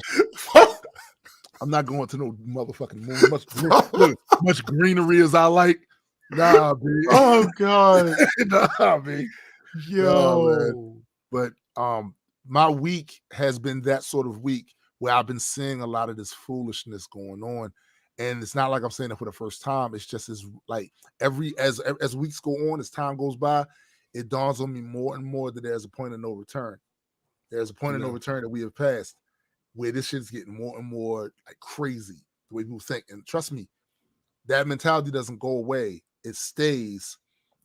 And even if this one crisis isn't the crisis that ends things or fucks society up completely, there's always another crisis coming, because that's life. Yeah. That's life. And how we deal with crisis largely depends on how we think. And if you thinking like that, you're not going to be in a position to deal with surviving another crisis. Because all critical thinking is useful for everything. Yes. What you think is useful for everything. From the most minuscule, minute thing to the biggest, grandest problem you can possibly come across. Critical thinking. It covers everything. And if you ain't learned or in the process of learning how to do that and committing yourself to it, if you don't question yourself, bruh, can't help you. Nobody can help you. You on your own. Joshua said, welcome to the jungle, but yeah. You shall not pass. You shall not pass.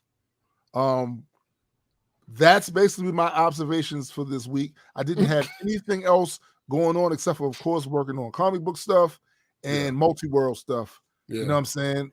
That's gang stuff. That's because Operation Exit Strategy is always in effect until we exit. So yeah, that's been my week. I want to shout out to all the new subscribers on the Patreon. Like, appreciate you guys for helping support. Like you guys are going a long way to help us achieve the stuff that we trying to achieve. I'm trying to put some good content out here musically, working on music this week, as well as the comic book. So that's gonna be my contribution to the planet. Yeah. Right. Because I can't help y'all with nothing. There's nothing else. Yeah. I can't help y'all. I can't. You tried that. It just didn't. Okay. All right. Fine. Yeah. We move on. Yeah. Yeah. Mike says, well, that's one thing I can attest to in machining. Even small problems can multiply into a global problem. Easy. So what was your week like, Sir SPJ? 2 weeks. 2 weeks, yeah, because we was going up there. Yeah, sure. Yeah. It's a long one, so strap in. Okay. So strap in. Okay. No, we're not doing that. The week before last, I had the most vacationist vacation that ever vacationed. Whoa. You're saying that you had the biggest vacation in the history of that's not what I said. Okay. I didn't say biggest. Let me run down this week. Okay. Saturday, we had the show. Sunday, I had a date. I'm gonna get back to that. Okay. Monday, you gonna spend a block on that date? Then? Oh, nigga. Monday was my mother's birthday, and I went over there, cooked her lunch and dinner, spent time with her, and all that other good stuff. Right. Tuesday, Wednesday, Thursday, Friday, Saturday, I did nothing. Wow. I did nothing. And when I say I did nothing, I'm exaggerating a little bit.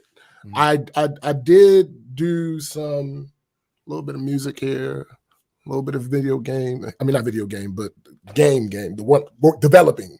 Yes. A little bit of game, little bit of game shit over here. A little bit of photo editing over here. Little bit of those things. But for the vast majority of that time period, I did nothing. Nothing.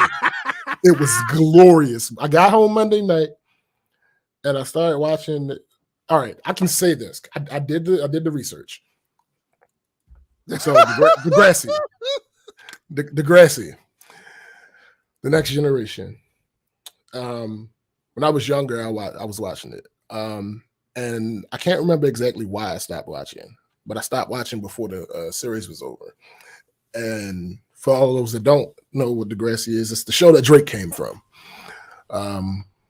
It's kind of like a yes, Paul. It's kind of like a high school soap opera in a way. So, I found it enthralling. So I got home. I was always like in the back of my head. It's like, Drake, how did this end? How did this end? How did this end? I don't know how it ended. How did it end? How did it end? And Tuesday, when I woke up, I had something that I had planned on doing, but I was like, something led me to Degrassi's official YouTube channel. And on their official YouTube channel, they had full episodes, full seasons, every episode of the fucking so ass, yo. No, actually, when I stopped watching, he had already left. Drake. So they had, this is a rarity. The YouTube channel has full episodes, not only full episodes, but every single episode of them. What? Right. Watch. And then it was dark outside suddenly. I'm like, huh? Got dark out there. Yeah, I've been doing this all day. Okay. Yeah, but does that really count though? What? Because days are shorter and ass are. Nah, nigga. Nah. Yeah, this was from the time I woke up. I've been doing this all day. Yo, Palm, I'm about to block you. So I was like, this felt good. I did nothing today at all. I think I'm gonna run that back. And then Wednesday I ran it back. And then I was like, oh God, this feels crazy. Okay. All right, I think I'm gonna spin the block Thursday. I spun the block, and I'm like, oh, okay. Now the one question I said I did the research is because I had a question that popped up in my mind. Okay. And then I was like, yo, this might be a terrible question to ask. Uh-oh. But I did the research, and I feel justified in asking. When you say you did the research, there was very little research that had to be done.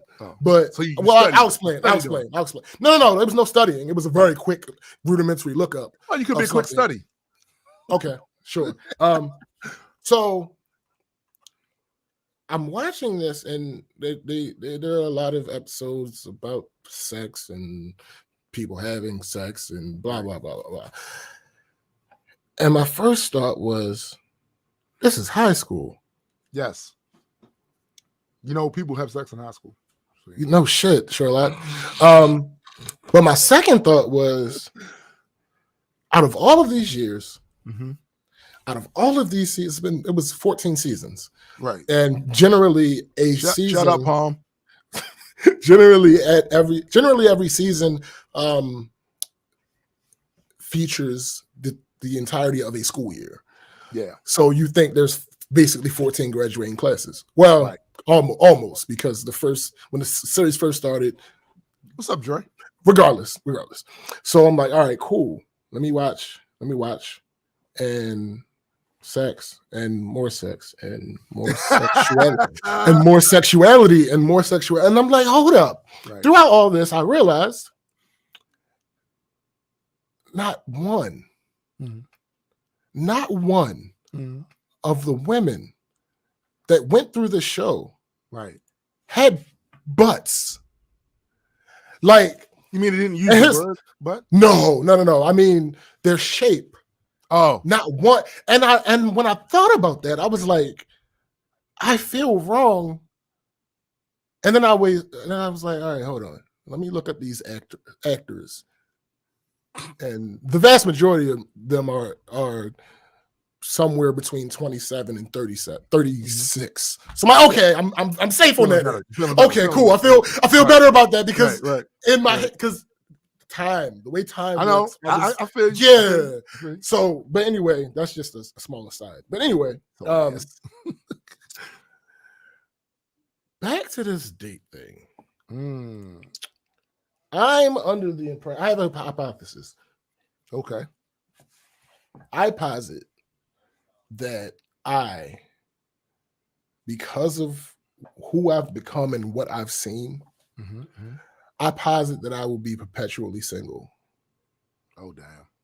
I don't believe you. I used to say that too. I don't believe you. Yeah. I was around your age saying that too. No, I get that, but I can't take that into account. My analysis has been done already. If we ever revisit this hypothesis, then I'll be sure to take that new information into account. But I didn't have that when I formulated this. The paper is off to be peer reviewed. But I'll fill you in on some of the details. So this last lady that I was dealing with. You're still dealing with her, right? No. Oh, damn. I don't know. Maybe I'm off. Maybe it's me. But say I went on the date Sunday. Monday night, we were texting.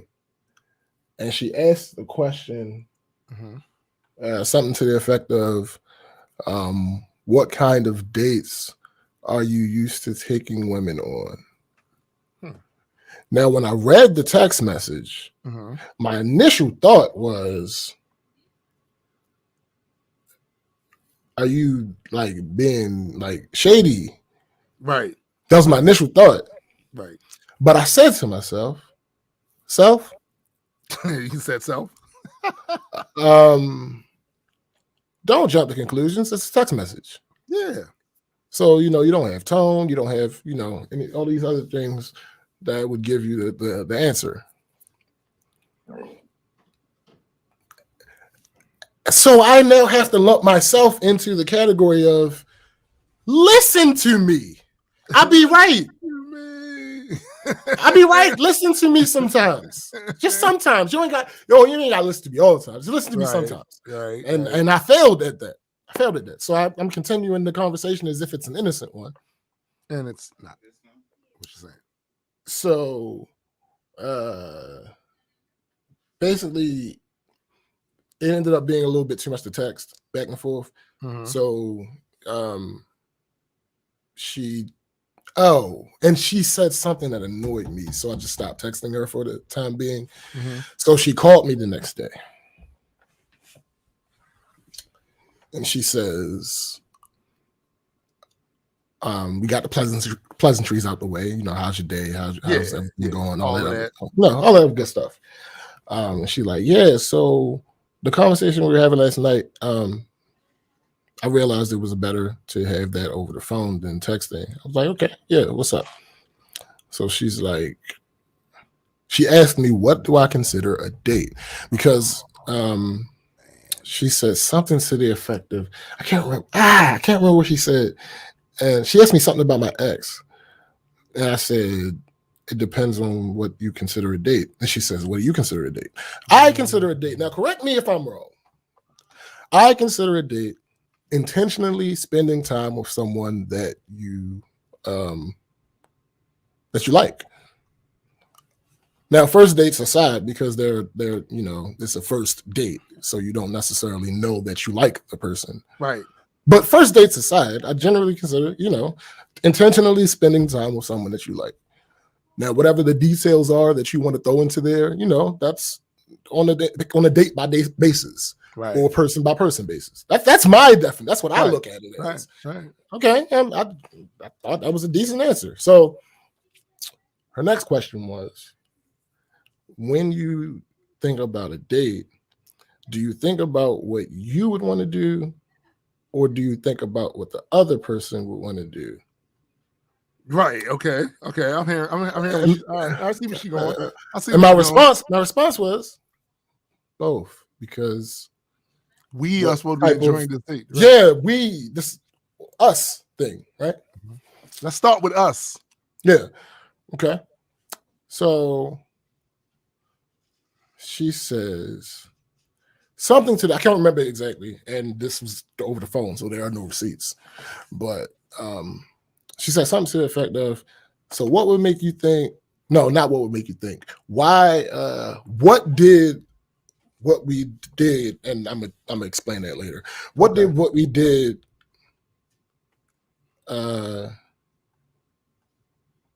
Something to the effect of, what did what we did do for me? And then the restaurant she was like, maybe it was the restaurant you went to, I don't know, but something this and something that, and maybe you should put more effort into. And when she said that, I said, huh.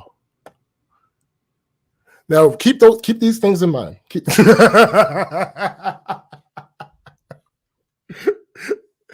these two things in mind. Keep these two things in mind. Keep these two things in mind. What did what we did do for me? And maybe it was the restaurant we went to. Keep those two things in mind.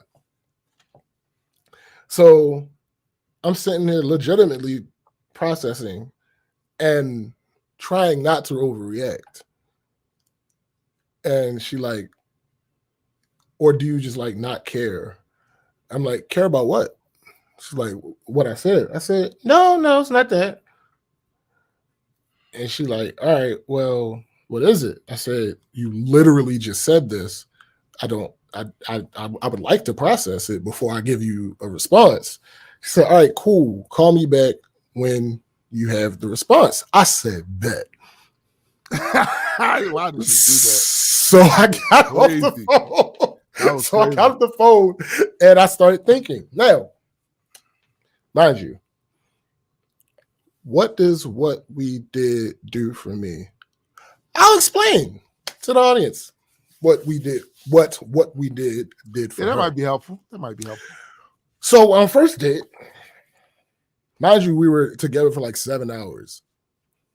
On our first date, there was a conversation that led somewhere to the effect of all the places that I've lived in Baltimore.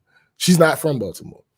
Mm-hmm. So we was talking about like all the places that I lived in Baltimore. And I was like, oh, well, we can go like look at all of these places so that you can have a place, a visual representation to match the story that you're getting from this particular place. Mm-hmm. Oh yeah, that'd be cool. After the date, I was talking to Marcus and I said to Marcus, this is crazy. This whole idea of visiting every place that I've lived, I did not imagine that would be a hit for a date. Right. That's crazy to me. And I said that because there was somebody who I was. JR, we talking about SBJ's date. Our weeks, but overall, but specifically, yeah. So I'm like, all right, I'd done it before with someone, and they absolutely loved it, and I was like, that's weird to me. Like, I don't have a problem doing it because, again, the way that I define a date, right, is intentionally spending time with someone that you're interested in. Yeah. So I'm like, Pop said she was setting you up to get robbed. That's not how that worked. Anyway, shut up. So I'm like, all right. And her me mentioning the idea of that and her being like, oh yeah, that'd be cool. Mm. I'm like, really? Like, why do you, but whatever, this is what she expressed interest in. Mm-hmm. So this is what we did for the date. Yeah, you're picking up cues. But remember, what would I get out of what we did yesterday? I haven't forgotten. That's still. But you specifically said. Yeah. Oh, all right. Okay. So the restaurant. So one day, remember, maybe it was the restaurant. Remember that. So one day, prior to going out on that date, we were on the phone, and she was cooking something. I'm like, "What you cooking?" She was like, "Oh, it's something you probably never heard of. It's this sandwich that it's only seen like at one particular place and blah blah blah blah." I'm like, "Oh yeah, I have that same thing too with like the Monte Cristo." She was like, "Yes, the Monte Cristo. That's exactly what it is." I was like, "Yeah, I used to get it at Bennigan's." She was like, "Yes, Bennigan's." So there was one Bennigan's left in the general vicinity of where I live, and it's now gone. It's shut down permanently. So I was on the phone where I explaining that, and I was like, "Yeah, and I looked at it. I looked up the Bennigan's again, and it showed me this place. And when I first looked at it, I was like, I don't know. But when I looked at it this time, I was like, oh, this might actually be the same place, just renamed. Right. Turns out I actually found out this week, which was after I stopped talking to her, that it is actually the same place. So that was one date that was going to happen in the future. Right. We were going to go to that restaurant to see if it was. And again, like I said, I've now confirmed that it is, because I looked at my Google timeline and it said I've been there, and I have not been there. So clearly it's that Bennigan's.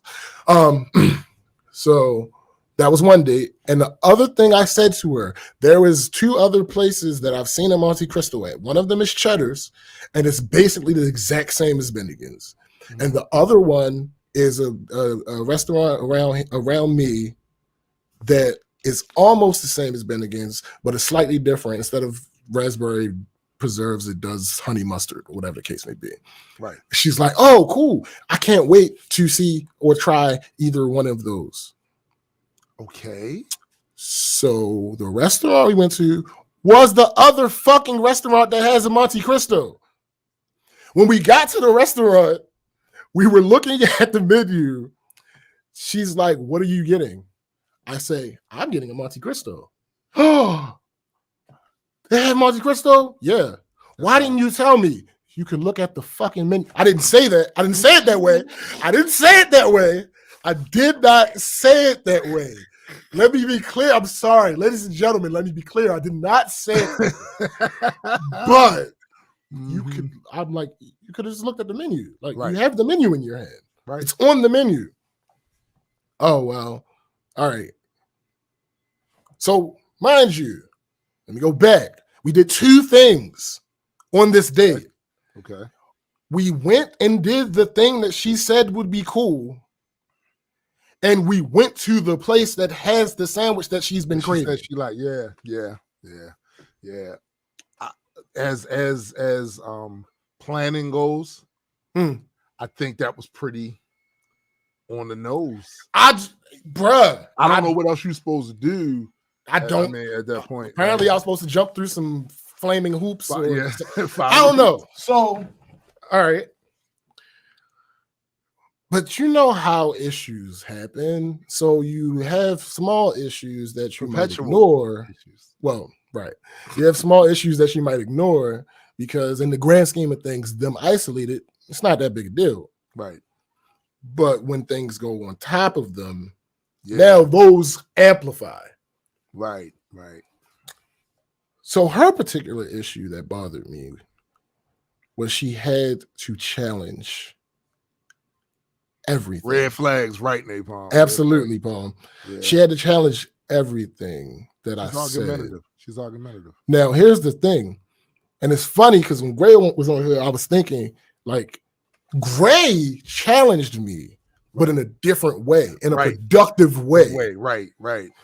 Now, here again, ladies and gentlemen, I have no problem being wrong because I'd be wrong. Yes. I'm sorry, let me rephrase that. I do have a problem with being wrong. I don't want to be wrong. I don't like to be wrong. Right. That's my issue. But I know I'd be wrong. Right. I'd be wrong. It just happens. So I'll be trying to find a way around that. But it's not foolproof. I'm going to be wrong. Yeah. So when I'm wrong about something, tell me, let me know and educate me. Don't just tell me I'm wrong. So I can't be right. So at least on this topic, I won't be wrong again. Right. Yeah, absolutely. But she just had to challenge everything. So let me give you a couple examples. when I planned that week off and I put my time in, I was talking to her and I was like, she said something about being jealous about me being off, blah, blah, blah, blah, blah. Mm-hmm. I said, maybe I'll share some of my time off with you. Her response was something to the effect of, if you want to spend time with me, just say that.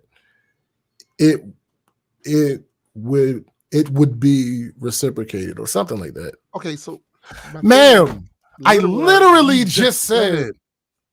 Like, so when that was through text. That was through text, so I didn't fuss. That was through text. So again, because it's through text, I didn't fuss, even though I feel like that was self-explanatory. We can read.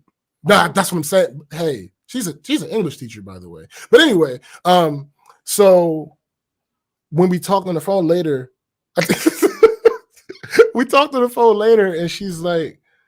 she said something, and it reminded me of that conversation. So I brought it back up. I was like, yeah, that. And she like, that's not what you asked me. I said, what? I said, look at the text messages. She looked at him. She like, oh, I thought you meant no. So fine. All right, cool. Miscommunication. They happen. Particularly, she's not from here. There's potential barriers. Is she from Mars? Cool. Listen. Yo, man, the school system continues to fail. Hey, listen. So these other two examples, right? Happened on the date actually. So we were driving around, and I had noticed that she was like shivering. Mm-hmm. So I'm like, "Oh, you cold?" She was like, "No, I'm not right now. I was a little while ago though." And I'm like, "All right, well, if you get cold, just let me know. I can turn the air down, like, or off, one of the two. Like, it's not a problem. Just let me know. Like, I don't want you to be uncomfortable." Mm-hmm. So she's like, "All right, cool." About a half hour later, I noticed her shivering again. She didn't say anything. So I turned upon the stupid. So I turned the air off, right? And I say to her, I'm sorry, let me be clear. I didn't turn the air off and then 10 minutes later say something. No, I turned the air off and I say to her, I thought you were going to tell me if you got cold again. Yeah, you said nothing. She said, her response was, "Oh, the air's not on."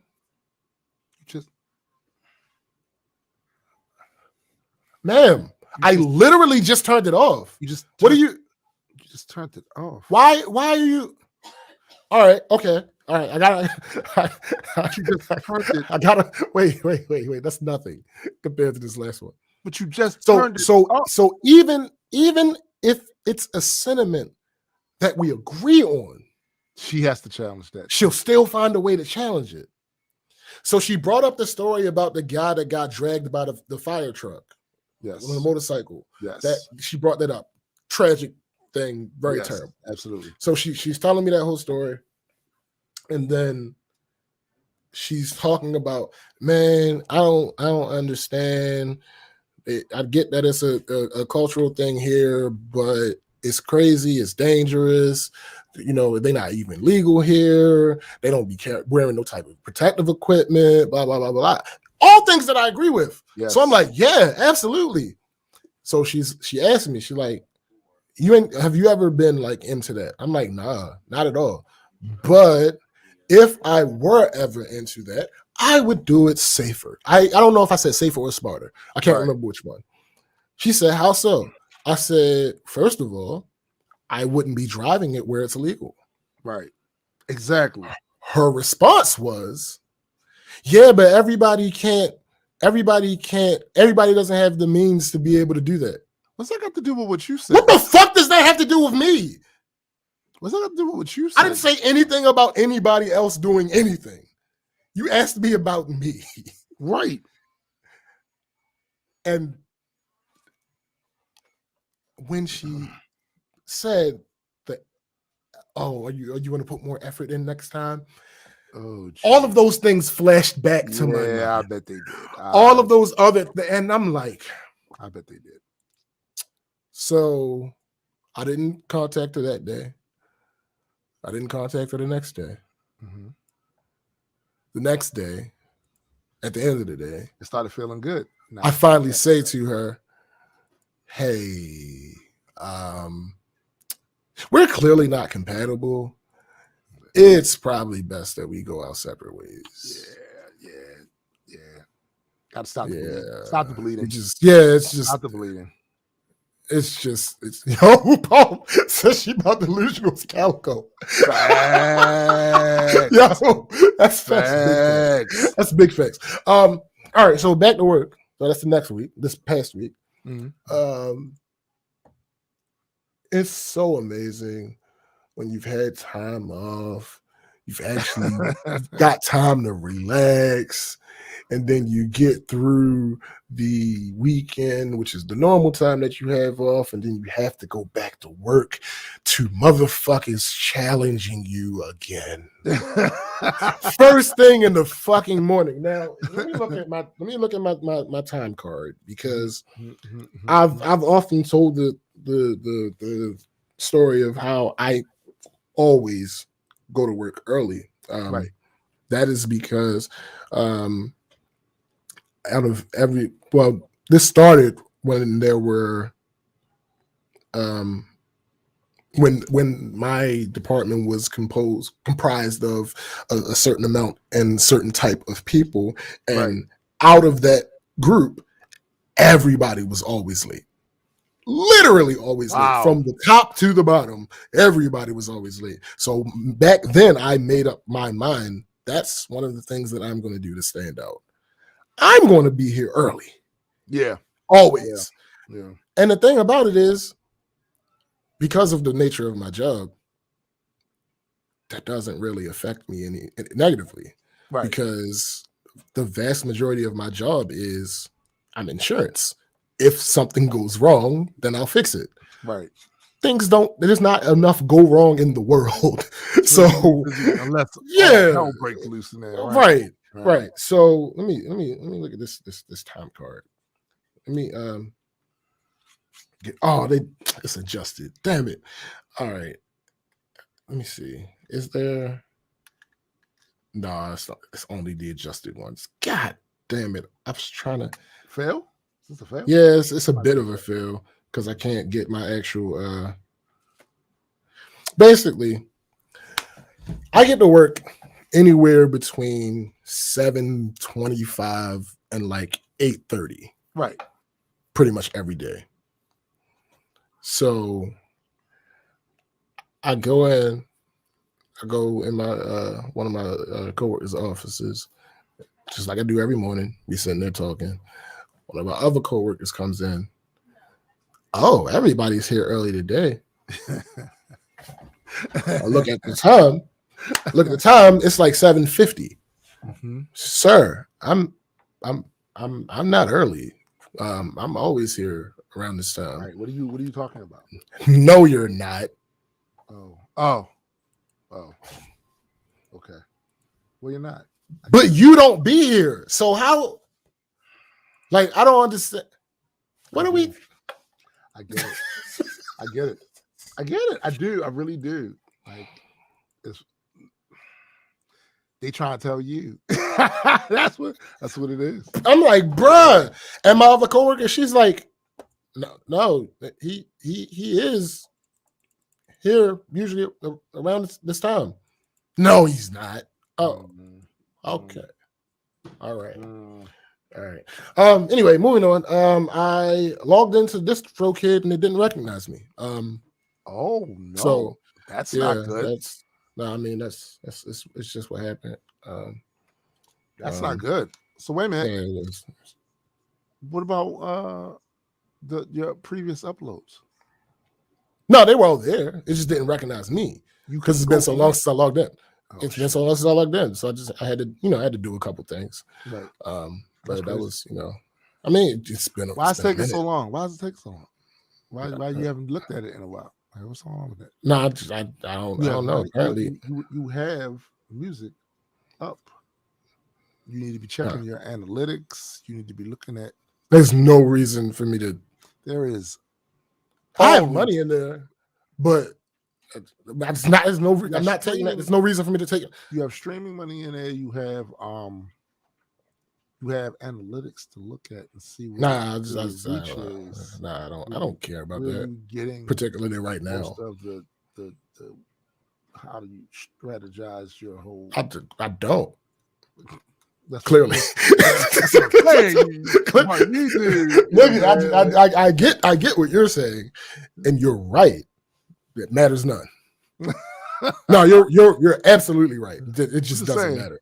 Okay. No, I get it. I get it. Also, two other things. One an epiphany, one a ponderance. An epiphany and a ponderance. All right, we do the ponderance first. Okay. As humans, we're such an illogical bunch. Oh, sorry. Absolutely, no, it's warranted. If I tell someone my preferences in a partner, I'm talking about a preference. I'm talking about something that's a choice that this person makes or doesn't make. Absolutely. This person can be somebody with the person I'm telling could be something with absolutely zero interest in me. Right. But they'll get offended or start wanting to defend people who make this choice. So to go specific to the example, if I say I don't like girls who wear weave. Right.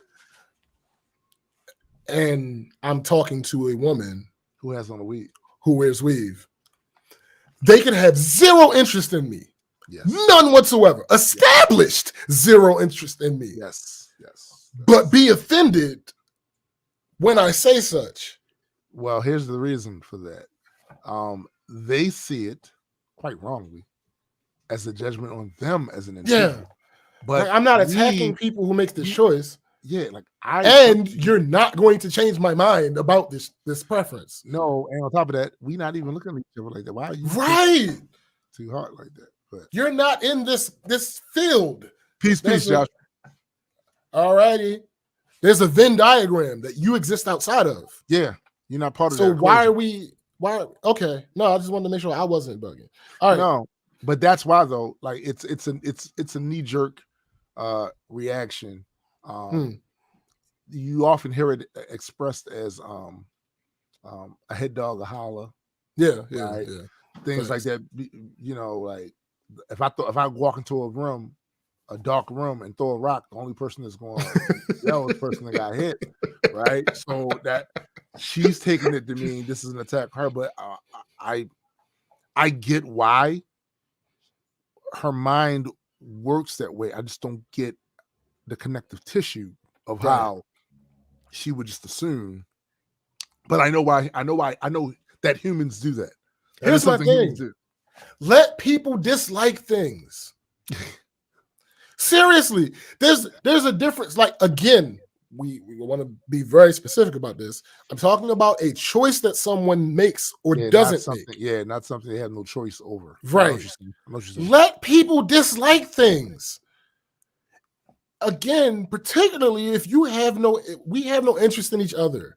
There's no reason for you to have an issue with me not wanting to date someone that does a specific thing. Right. Like, it just, anyway, on to the epiphany.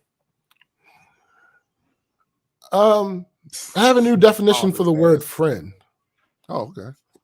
Interesting. So if you ever heard me talk about it, I take the word very seriously. Everybody don't get that title. You can be an acquaintance, homeboy, homegirl, my people, a partner, gang, fam, squad, etc. Right. But friend is special and hard-earned. Right. My new definition removes a few people who got in under my previous definition. And ain't no grandfather clause on this one.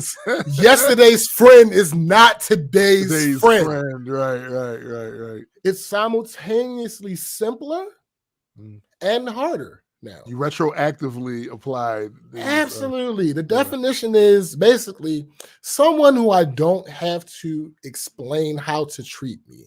Yeah. And if I ever have to, not repeatedly. Right. Facts. Facts. That is my new definition because these motherfuckers be wilding out here. Like, there is no scenario under which I should have to explain to you time and time again how to treat me if you are calling yourself my friend. Fact. It's just not something that should happen. Right. We should not keep having the same issue. We've had the conversation. At some point, we've had the conversation. And if we're friends like that, even if it's new shit, I would still know because we talked about it. Like, right. Yeah. So yeah, no, you're right. Right. Yeah, because I ain't gonna mention no names, but I've had to, rethink some things. We had to readjust. Because often how these things come to my mind is like I play out scenarios. So I was thinking, all right, what if I want to? Fab mentioned something about he got too much charcoal left over. We need to burn it. All right, cool. We do get together. All right, I'm gonna invite this person. But what if I don't invite this person? Like, all right, well, you're not really are you really my friend? Yeah, like, you've been around a long time, and we acquaintances. Believe me, I know exactly what he's talking about. He'll say, I'm gonna treat you like shit, but it's all love though. I've known this nigga for a long time. Yes. He will talk shit to you. Now, it's a difference between talking shit and treating you like shit. Right. He just replace treat with talk. And that's the actual truth. That's the actual truth. But it's like, I should not be getting into dust-ups with someone that I consider my friend consistently about the same thing. Yeah, that shouldn't be a thing. Now, differences happen. Butting heads happen. There are many things that I have different from Fab. Right. There are several things that I have different from Addy. Right. But we don't have repeat dust-ups. It's just not what happens. No. So, like... And that's saying something because Addy don't listen. Bruh! Oh, my God. I want to punch him in his mouth right now. But it's not about something that has been a repeat thing. Yeah, yeah. Like, what are we talking about? No, you're right. But so everybody, can't come along, and everybody ain't gonna make your everybody ain't gonna take advantage of this. Your invitation has been revoked. Yeah. I'm not going to waste the time or energy or whatever that to inform you. Something else though. So. When the said event takes place, y'all over there munching on your well done lamb chops and all of that. I mean, burgers. It wasn't really a sophisticated thing. Just some burgers. Well, y'all still have the residue of that food still in your mouth, and then you talk to the other person. Yeah, the conversation comes up. Yeah, we the cookout thing, whatever. Or a Facebook post. Facebook post. Yeah. That does mean that the other person who still think they're under the category of will hit you up. Like, yo, how come that's possible. It's possible. Here's the thing. I find it more plausible that they see it and not say anything about it and bring it up at a later date. I find that more plausible. I agree. And in the event that happens, I'll care less. If you address me with something when you have the issue, I'm all ears. Right. If you find out an issue that you have with me and you decide to wait before you ever address it, I care a lot less. It's a statute of limitation. Like, hey, bro. Far away from the event. This is the event. So if the question about it is here, around time of the event, there's a certain level of care about that conversation. But as you get further and further away from the event, the pull of the care of the event and what happened. It's just not as strong. It's weaker and weaker until finally it's no longer even in its orbit. It's out into the dark, inky blackness of space. AKA Don't Give a Fucksville. Yeah. So and once it's in Don't Give a Fuckville, there's no. I can't be bothered. Yeah. I can't be bothered. Like you can bring it up, we can discuss it, but my responses are going to be way less measured. Yeah, it's going to be very ambivalent. Like man, so matter of fact. Yeah. So matter of fact. Oh, y'all had a whole We're gonna do it again sometime at some point. And guess who still won't be coming? Right. Yo, like bro, I haven't spoken to you in months. Didn't that wasn't you didn't get that? You didn't quite pick up on the read the room. Read the room, because when you go in there and you say something and it's an echo, nobody's there. Right. So it's because we're in different rooms because you weren't invited. Right. Right. I just hello. And it's like it reminds me of these things, tradition, and we've been friends for so you gonna throw away, but no. That still happened. I was about to say, like, how are you? You're not part of the TVA. You can't just baby. Like that happened. Still got love for you. There's layers to all of this. Things grow and evolve. It's like a friend of mine, Gary on YouTube, aka Gifted Anomaly. He says, "Yo, I'm not." Basically, the gist of the post was he's not the same person back when he was younger than he is now. Things change. Times change. At our core, we may very well still be that kid in the elementary school playground. But over the course of years, we build up layers through experience, different relationships we have with other people, and all of that. So just because you are at a status, my best friend in kindergarten was Bathsheba Westbrook. Shout out to Bathsheba. She's still on my Facebook page. We're not best friends now. Right. Somebody I knew back then. I have a best friend that I had for a long time in elementary school and even almost to junior high, Alonzo Anderson. We not best friends now. Alonzo tried to kill a homeboy of mine. So just saying, things change. Events matter. Events matter. It happened. Events matter. It will have forever happened. Yeah. Like absolutely, you can bring up that stuff earlier in the timeline, but you can't ignore the stuff that happened later in the timeline that got us to where we are here now. Right. That's all. That's it. Things change. People change. Be that difficult to get. It should not be, but apparently it is, and I don't like it. Yeah. Well, it's bad, and they should feel bad. Here's the thing about you not liking it. Strap in. Oh no, yeah. There's no way around it. Because right now, you are living in the vertebral core seat of shit you don't like right now. Right now. It's coming and it comes at you fast. I don't like that. I don't like that. Absolutely. That's where I find myself at right Easy, quick. Napalm says we are the subtotal of our experiences. Yeah. Facts.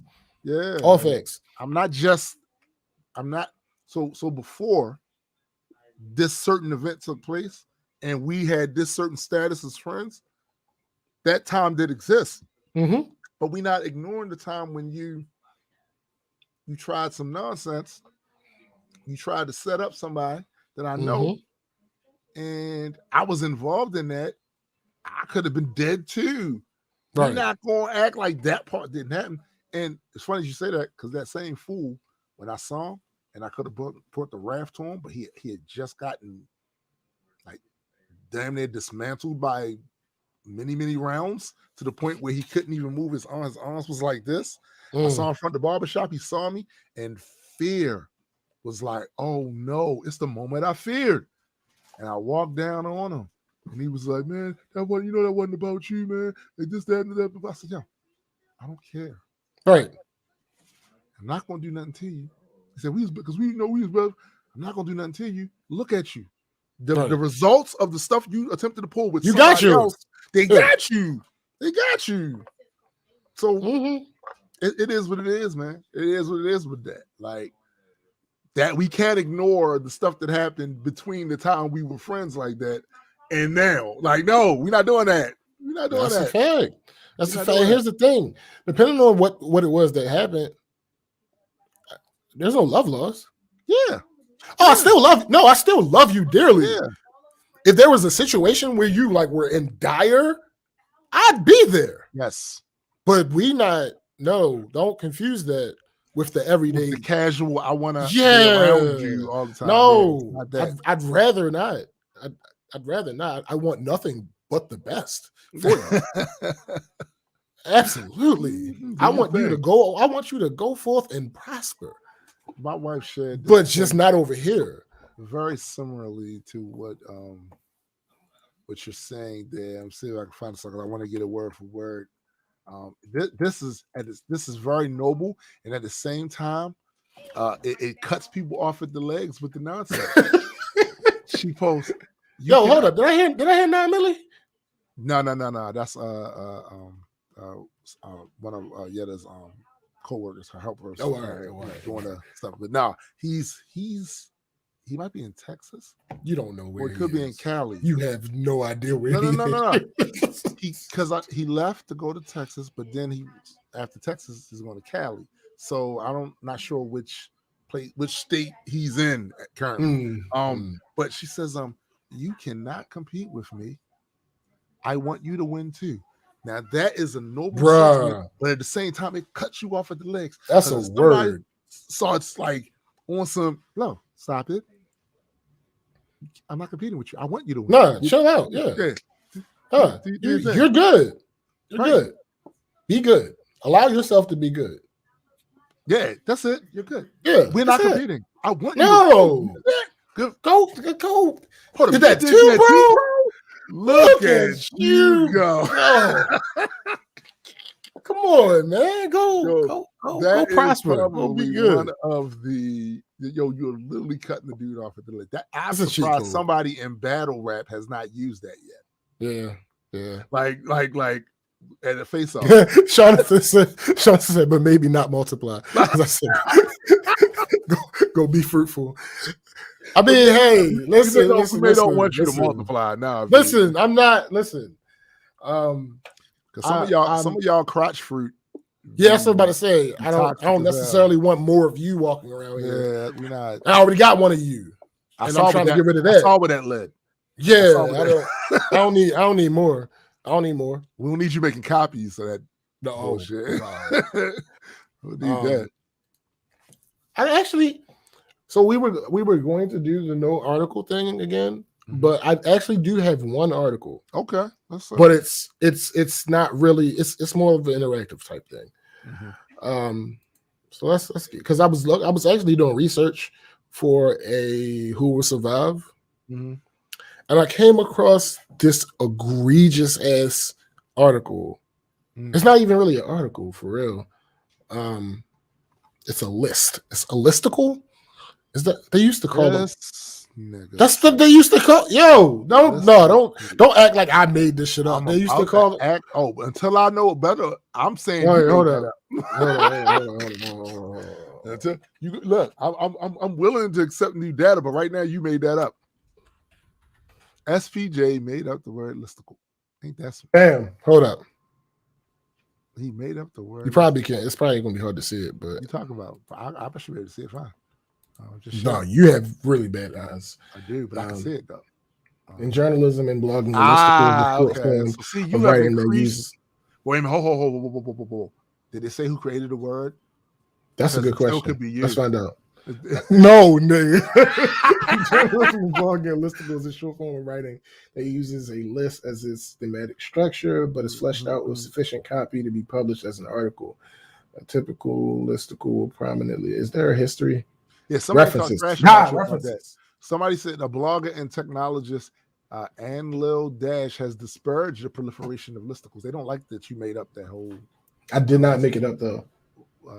Really? Nah, I really didn't. I haven't seen what is a listicle? I haven't seen any evidence to support. Nigga, we just. They didn't give a name of somebody that made up to. It could still. What is the listicle? Anyway, we doing too much fucking research on listicles. This is why trolling works. It's actually not a list. Down a rabbit hole. It's actually not a listicle. Now that I think about it, it's just whatever. Anyway, it's just a list, right? It's an egregious ass title. And I really wanted Adequate here for this, but whatever. 25 2000s hip hop songs you probably know all the words to. Bullshit. I call bullshit, and you'll find out why soon. Okay. All right. So number one is 50 Cent in the Club. Yeah, we've heard that. We've heard of that. Yeah. I mean, all right. There's not a whole bunch of words to this. You know, he doesn't rap hard like in a hard way to understand or anything like that. Okay. No, so right. Whoa. What's the name? Read the title says 25 2000s hip hop songs you probably know all the words to. Oh, okay. All right. So I am for the purposes of this, I'm going to concede the idea that whether or not you actually know the words as to how hard it is for the average person to understand and know all the words, given popularity, given density, and then density in this instance, I mean the amount of words present in the song. Right. And giving the delivery and flow of the artist delivering these words. Right. All right, so 50 Cent in the Club, that passes the test. That passes all three tests. It was a very popular song. It's not a bunch of words in it, and 50 don't rap super fast or super complicated. The thing is, if you was to ask me right now. No, see, that's one of the reasons why I wanted Adequate here, because Adequate would have been better at this than you for this particular exercise. I would have to listen to it and then. Oh, right. Yeah. Right. So number one is 50 Cent in the Club. Number two is Cameron and Joel Santana, Hey Ma. As much shit as I give Cameron, I actually think this passed all three too. Because Cameron is not rapping super intricately. There are not a whole bunch of words. But computers are Putin. Okay, not in this song. Oh. And it was a relatively big hit, right? Okay. P. Diddy, Black Rob, and Mark Curry, Bad Boys for Life. Now, this is where I start to take pause. Uh-oh. He's pausing, y'all. Because sure, it was a very popular song. Sure, absolutely. But it's a decent amount of words in this song. Like that, not none of them particularly deliver any crazy way, but there's a decent amount of words. So if you told me you knew like the first two, if you told me you knew all the words to them, I'd just accept that. Right. This one, I'd be like, show me. Yeah. All right, next. Twister. Let's stop right there. Nah, see, I'm not letting no, I'm not letting you do it. Y'all lying. What? Y'all lying. Look, Bob said no, y'all lying. We're not letting you lie. We're not letting you lie. Like that's no, absolutely not.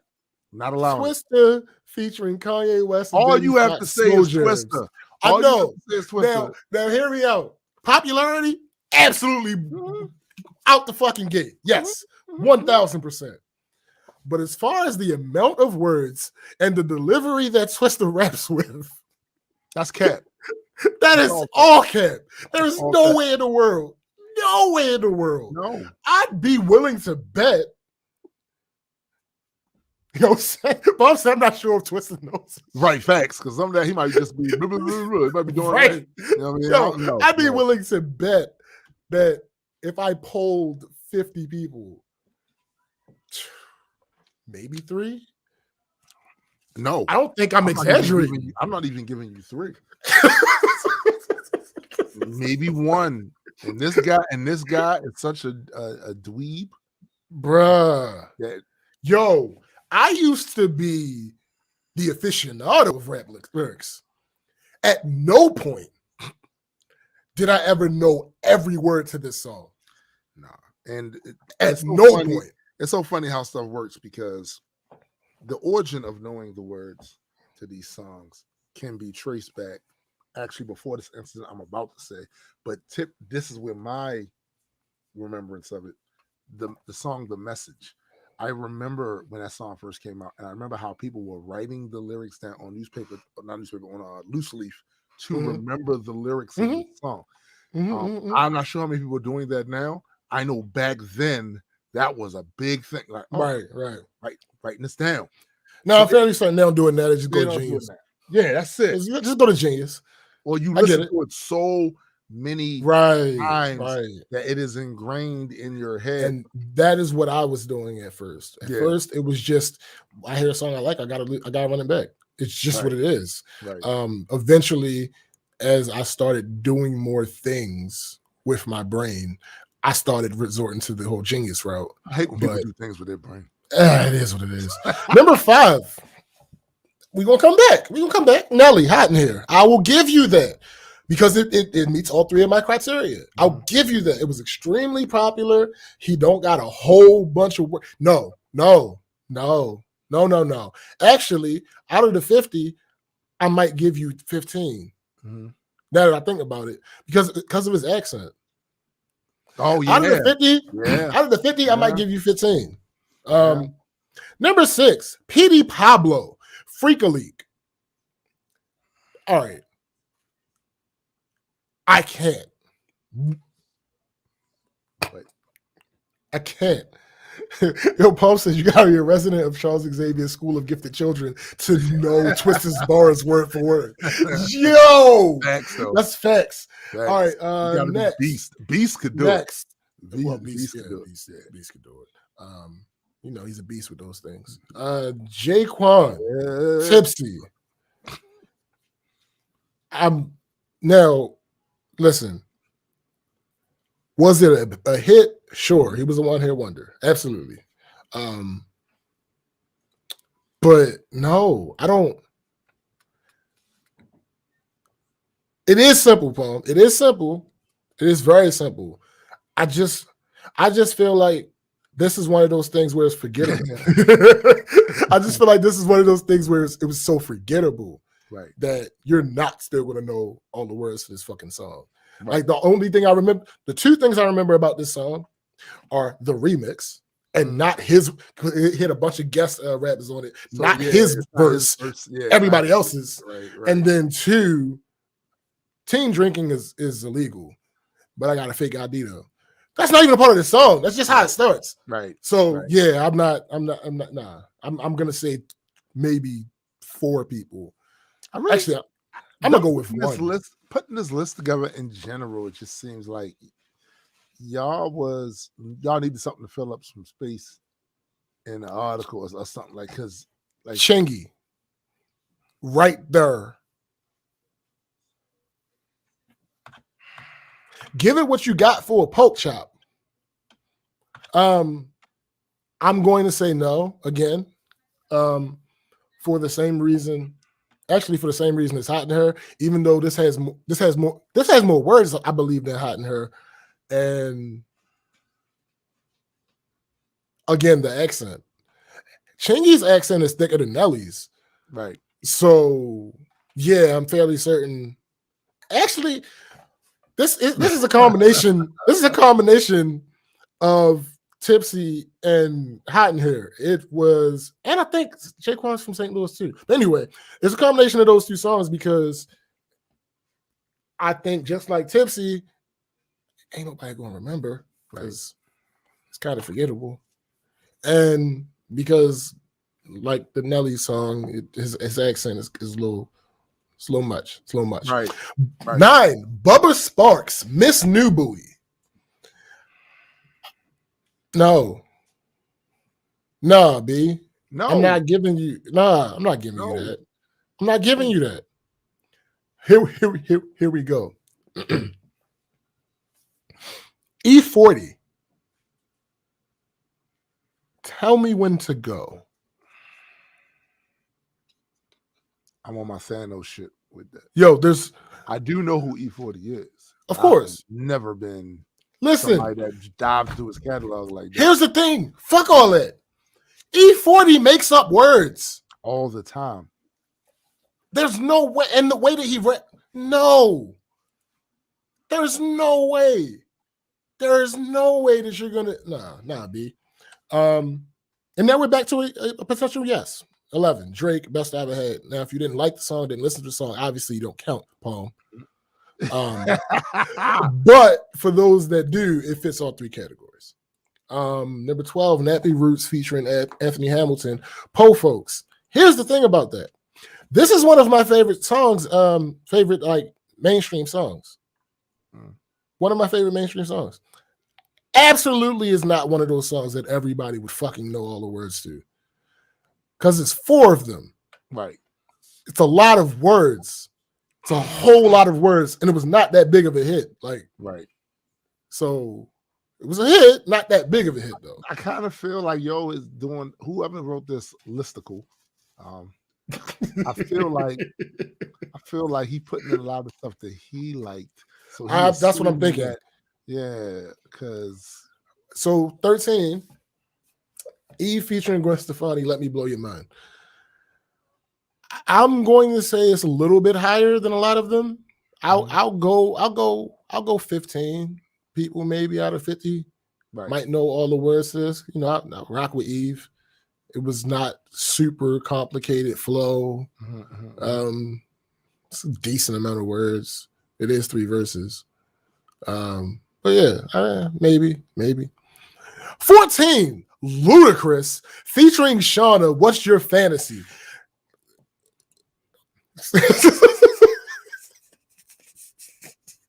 Come on, man. Like, he paid too much. There's no way. You understand how fast this Ludacris raps? Yeah, like now it's not quite Twister speed. No, but like, come on, man. No. There. No.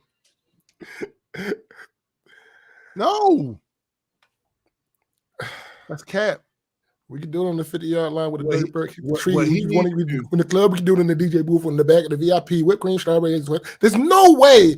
Yo, if he prove it. Yes, this is another one where you gotta tell. No, attach the video to your article and you doing it.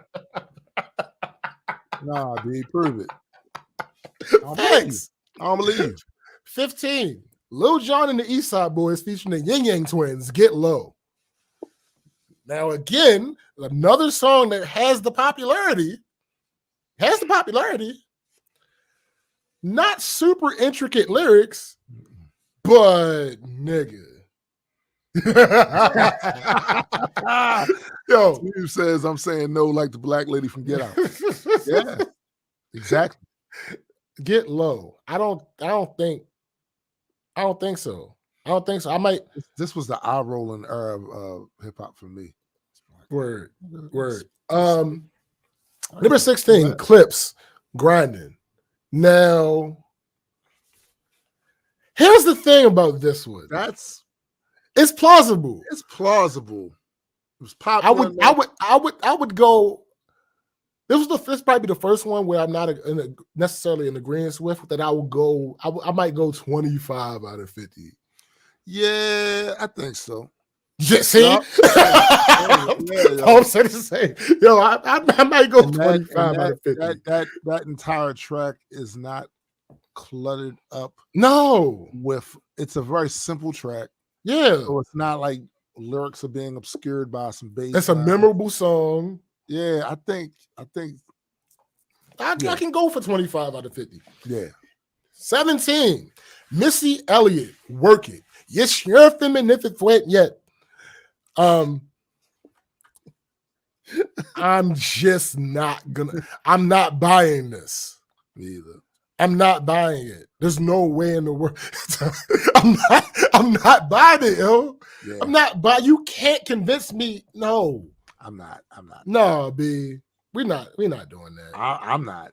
We're not doing that. It's just not a real thing. They might entertain that. I'm not entertaining that. 18. 18 Snoop Dogg featuring Pharrell, Drop It Like It's Hot. Maybe. Possibly. Maybe. Paul is so funny. You're stupid, yo. Yo, Mike is the worst, yo.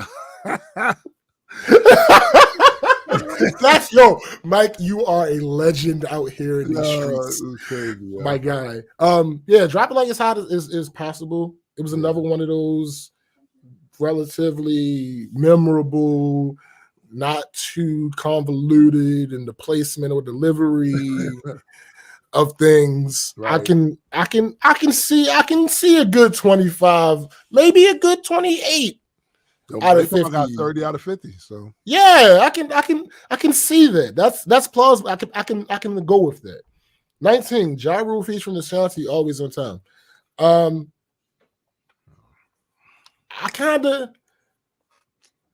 think we're in the same lane right now. Like these past couple have been like in this, like close to the same. Mm-hmm. I think this goes in that group too. The hugely popular hit. Mm-hmm. Not super complicated lyrics, not super fast, right? Not super fast, right? And yeah, maybe I could believe you on this one. I might not pull your card if you say you know this song. Right. I think I still might though, just to troll, but yeah. Yo, you stupid poem. You'll say 40 out of 50 because Josh singing the entire time. I mean, I can go with that. Number 20. Sound like Louis Armstrong. You stupid. This wonderful world. I see flowers and trees. Yeah. 20. Terror Squad featuring Fat Joe. I gotta hear you fire a Highland ass nigga. You stupid. 20. Terror Squad featuring Fat Joe and Remy Ma. Lean Back. I gotta say, I've never known the words to this song. I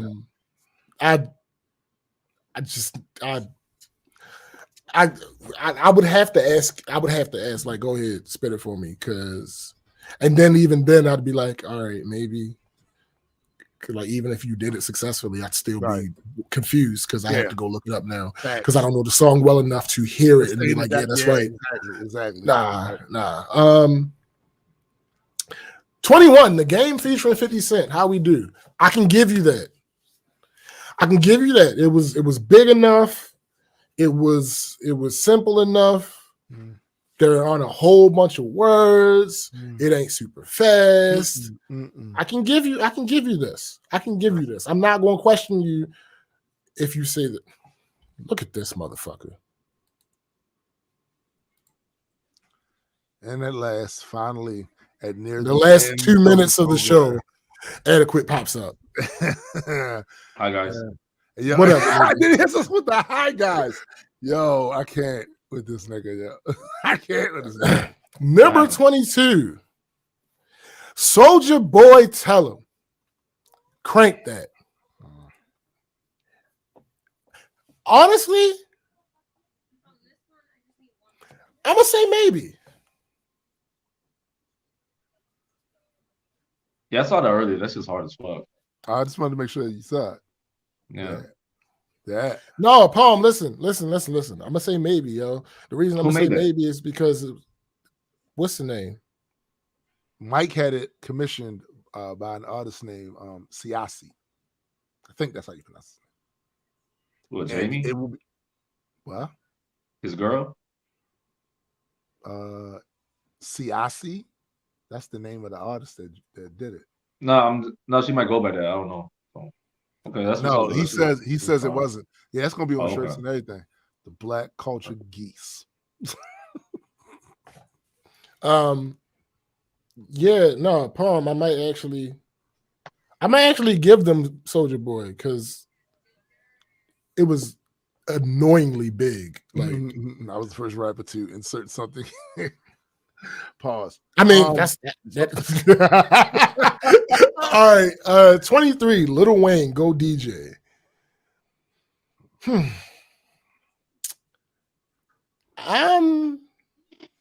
Maybe. I'd believe it. if somebody around my age walked up to me and told me that they knew every word to go DJ, I wouldn't question them. It's simple. So yeah, it's possible. Fresh, Manny Fresh. There it is. Yep, that's all. You just met him. Yeah. Yo, that shit. 24. No, what list are we doing? It's somebody made a list and it says it's 25 rap songs that you probably know all the words to. Oh. So we're pulling out the cap meter. Yeah. Oh, so the Soulja Boy one was before that, right? Yeah. The Crank That? Yeah. Yeah, I know all the words to that shit. I believe you. Unfortunately. I believe you. We got you, Mike. We got you. Absolutely. We got you. 24, Eminem, Lose Yourself. And I'm gonna say fuck you. I don't know all the words of that shit. I don't believe you. At least 95% of the words. Sure, a lot. Sure, a lot. Some of them are freestyle. Listen. That's what Addy said. Verse 1. Probably the truth. Just like people know a good portion of it. Right. They don't know it work because that song they used to play. It's so fucking intricate. All the time. Yeah. All the time. Yo, I know verse 1. Napalm said Geese Howard will beat your ass, Addy. No, he won't. I mean, that's not a question, though. I'll step on that nigga. Oh, damn. That nigga showed it to me. That's a fight that I was supposed to win. Fuck that. But, like, I can give you the first verse. Yeah, the first verse, I got that. But not off the top. The song has to be played, though. No, I could do off the top. I could do first verse off the top.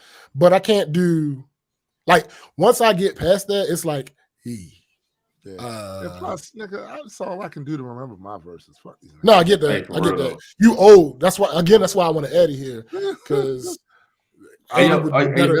really? Because I know you was kind of struggling with your own words in that video shoot right there. I remember that. I don't know. I told you I don't know any of my lyrics. Right. No, hold up. That's 100%. I don't know any of my lyrics, like to any of my songs that I've ever written. And actually, the only song I might know is Langston. Listen, but the only reason that is a thing is because the delivery apparatus of how I wrote them has changed. I have no reason to know my words. Didn't have any beats to just have or equipment to have in front of me, so I had to do it over and over again. Then I go to Sean's house and then record it. By then, I already got it down. Now I got my equipment right here. I literally write right here in the studio. Yeah. So as soon as I write it, I'm recording. If my voice it's to the point like, do we like even really want to remember our lyrics? Like, isn't that no? I have no intention. Listeners that like our shit, like we want them to remember our shit. Okay, so no, I don't even care about that. It depends. It depends. I mean, like if like a song like "Man Up" tune, like I'm pretty sure you know most of the words to that shit. No, or maybe Cosmic. If you are a performing artist that performs live, you absolutely want to know. Right. Yes. Without question. No, yeah. I have no desire to ever do that shit. There's only a few songs that I know verbatim, like off the top. Like, you know, that's why I would say like Man Up maybe, but I'm pretty sure you know Cosmic off the top. Right. Kind of. But back when I was performing, and I was like in my 40s. Yeah, you gotta know your shit. You gotta know your stuff. But like, nigga, we was reversing at home before we even went to the That's from active rehearsal. That's not from I wrote it and unlike back in the day when you writing stuff, there's something about writing it with your hand sticks it up in here. It's different. Yeah, it's the typing does not make it stick up in here for me. The actual writing of it, because then I literally could see it's the writing in my head while I'm doing the right. I don't know why it works that way, but that's well, no, because like when I do my, it's understandable because when I type my shit, I use Comic Sans, about the letters. Yeah. When you're typing, you're doing the same thing. You are pressing a key. No matter what letter you're pressing a key. Even typo, whatever the case may be, you're pressing a key. When you're writing it, you have to write the character. Facts. So it's a little different. I can understand that. It's like muscle memory, sort of. But, a little bit. At a certain point, I'm pretty sure James will have no problem when we do that performance. I'm not doing that. Like I said, when we do the performance, it's never going to listen. Of a list of things that I never want to do, that's at the bottom or top, depending on how you sort your list. But yeah, I'm just. I mean, initially, I have no desire. Maybe about no more than 500 people there, but if we get to the, that's never like a going to happen. Like I did that thing, that might work. Not a thing. All I know, this is a story all about how we're going to turn James' list upside down. Wow. Remember how I told you I want you to rap again? Oh man. Yeah, that was me. That was me rapping. No, B, I'm good. That's my new style. What's up, man? This is Addy 2.0. I'm good. 2.0. I was wrong. I've been wrong before. I was wrong. It's Addy 2.0. You don't want to hear that's cool. 2.0? That's cool. No, we need that 1.0 back. I don't. Nah, man, that's Wash Daddy. You want that old thing back? We want that old. What was that shit? The old murder. Last one, 25. Missy Elliott featuring Sierra and Fat Man Scoop, Lose Control. No. Fuck no. No. Just simply no. Like there's no way. No, I don't believe you. I don't. No. I just know. That had to be like his personal list of songs that. Yo, that's here's the thing. That's what I said earlier. I tried to do some research on this person, and it was Angelo Spagnolo, and I look at some of his other posts. Shut up. I look at some of his other posts. Here's some of his other. First of all, he's Hispanic. So we dubbing him? No. No, that gives him more credence. That gives him a little bit more credence than what I thought he was. Right. True. Because they bigger part of hip hop is black people. Yeah. So that's but here's some of his other posts. 15 BuzzFeed quizzes to take if you literally have nothing better to do. So okay. So see that right there gives me more insight. Eddie doesn't have pants on. No, I do. I'm just walking around the crib. I don't need niggas know where I live at. He ain't got no pants on. He got no pants on. Don't worry about that though. Eddie ain't got no pants. Which Hogwarts house are you in bed? No, that first one though that you said we got nothing else better to do. That's why this list came about. No, I mean it's just. Which Hogwarts house are you in bed? Which Teletubby are you? Guess how old I am and will guess how old you are. No. I'm playing none of shit, B. The 86 most rewatchable movies of all time. Buy a stupid expensive outfit and we'll guess if you're more emotional or logical. He's getting money. Like they pay him by word, by article, or something. Who hurt you is the title of one of these. These 17 questions will tell you if you should dump him or not. This one question should tell me whether we should ever read an article from you again. The ultimate fuckboy test. I want to read that. I bet you did. But no. Flying colors. No. Have you ever sent a you up text? Hey, all right, man. No, nigga, you. No, all right. No. He's getting dumb. Eddie has. Have you ever cheated on someone? What? Have you ever cheated on somebody? Black men don't cheat. Black men don't cheat. So yes, adequate. Have you ever sent an unsolicited dick pic? Hold on, you saying yes for you? No, I'm answering it for you. That's crazy. Have you ever sent an unsolicited you need to treat women dick better, pic? dog. Have you ever sent an unsolicited dick pic, Eddie? To my homies, maybe. No, I'm just playing. Pew! All right, so no. Have you ever sexted more than one person at the same time? Have you done what? Have you ever sexted more than one person at the same time? Group chat with like you and Toon. No, I didn't mean group chat, you ass. Like simultaneously, individually? Individually. That's wild. Like that sounds so like yes. a lot of work. So no? No, that sounds like a lot of work. I don't have that like okay. for that shit. Have you ever slept with two people in the same week? You don't gotta answer that. I know the answer.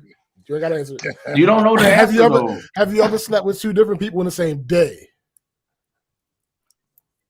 No. You just reading the articles, right? Yeah. You're taking the fuckboy test. Oh, this is the fuckboy test? Yes, nigga. Oh, shit. Man, hey, we gotta start over. I was thinking it seriously. I didn't know that's what we were doing. So far you're winning. Yo, come on, yo. Have you ever slept with two people the same day? No. Two different people in the same day? No? Okay. No. Ever slept with three different... Okay, all right. Ever made up an excuse to leave immediately after sex? Come on. Oh, yeah, of course. That don't count. That don't count. That's funny. No. Hey, yo, that's funny. Addie said I gotta go. Literally, the answer is I got places to be. Yeah, you're winning. I got stuff to do because I'm getting caught cheating. Okay. All right, I get it. Ever convinced someone that you didn't need to use a condom? No. Nah, that's all bullshit. No. Okay. Have you ever been shirtless in a profile pic? No. Oh no. Stop it, nigga. Do you have 3 or more dating apps on your phone? No. Used to. Out of here. You don't anymore? No, not anymore. No. So I don't know which one I should pick. Well, just put like yes. just put yes because I have before. So whatever. Do you think all of your exes are crazy bitches? No. Nah, not all of them. No. Okay, so only a few of them. Nigga, you just said not all of them. But I mean, there's like different levels of crazy though. Like, no, nigga, you said not all of them. But not all of them. Not all of them. No, not all. Okay, so a few. I do think, but I fuck with them though. Okay. Do you own a snap? Yo, do you own a snapback? Oh, of course I do. Yeah. That's fuckboyology 101. Have you ever asked a girl for nudes? Nah. Never. No. I don't do that. Okay. Have you ever told a girl she should get Snapchat? I've asked if they had it, but I've never said, "Yo, you should get it." I'm gonna count that. Okay. Oh, we counting that? Oh, I can't change that. I can't change the answer. Have you ever Eddie? Have you ever called a girl a slut? Yes, I have. Now, did you mean it? In hindsight. No, in hindsight. Like it was like being funny, like a joke and shit. Oh, damn, that's not helpful. Does it count if you thought it? I mean, I'm gonna say yeah. I'm gonna say yeah. One of the answers is yes. Like in my teenage years, yes. I one of the answers is yes, but I regret it. Okay, cool. Yeah. All right. Ever bragged about the sluts you've banged? No, come on, man. I probably have. Yeah. Okay, so maybe once or twice. Yeah, but I don't normally like talk about my sexcapades with my friends because I think that's kind of weird. Right. It is weird. It's a really weird flex. It's really weird. Have you complained about being friend zoned? Nah. Give a fuck about that shit. I'm everybody's friend. Have you ever? No, we're gonna say no. Say, to that. Eddie, the drink of the crew. Yo. Do you wear V-neck Drake? Do I wear V-neck tees? Yeah, I have. Yeah, I got a few V's. You know what I'm saying? Do you have chest tattoos that are only visible while wearing a V-neck? I have no tattoos. Okay. No. Have you ever told a woman you need to chill? I know you have. Oh, definitely. That's like every day. Have you ever slid into a girl's Twitter DMs? No. Have you ever slid into a girl's Instagram DMs? Oh yeah, of course. Yes. Are you in a band? Kinda. Yeah. You don't even know the name of my band. Are you a DJ?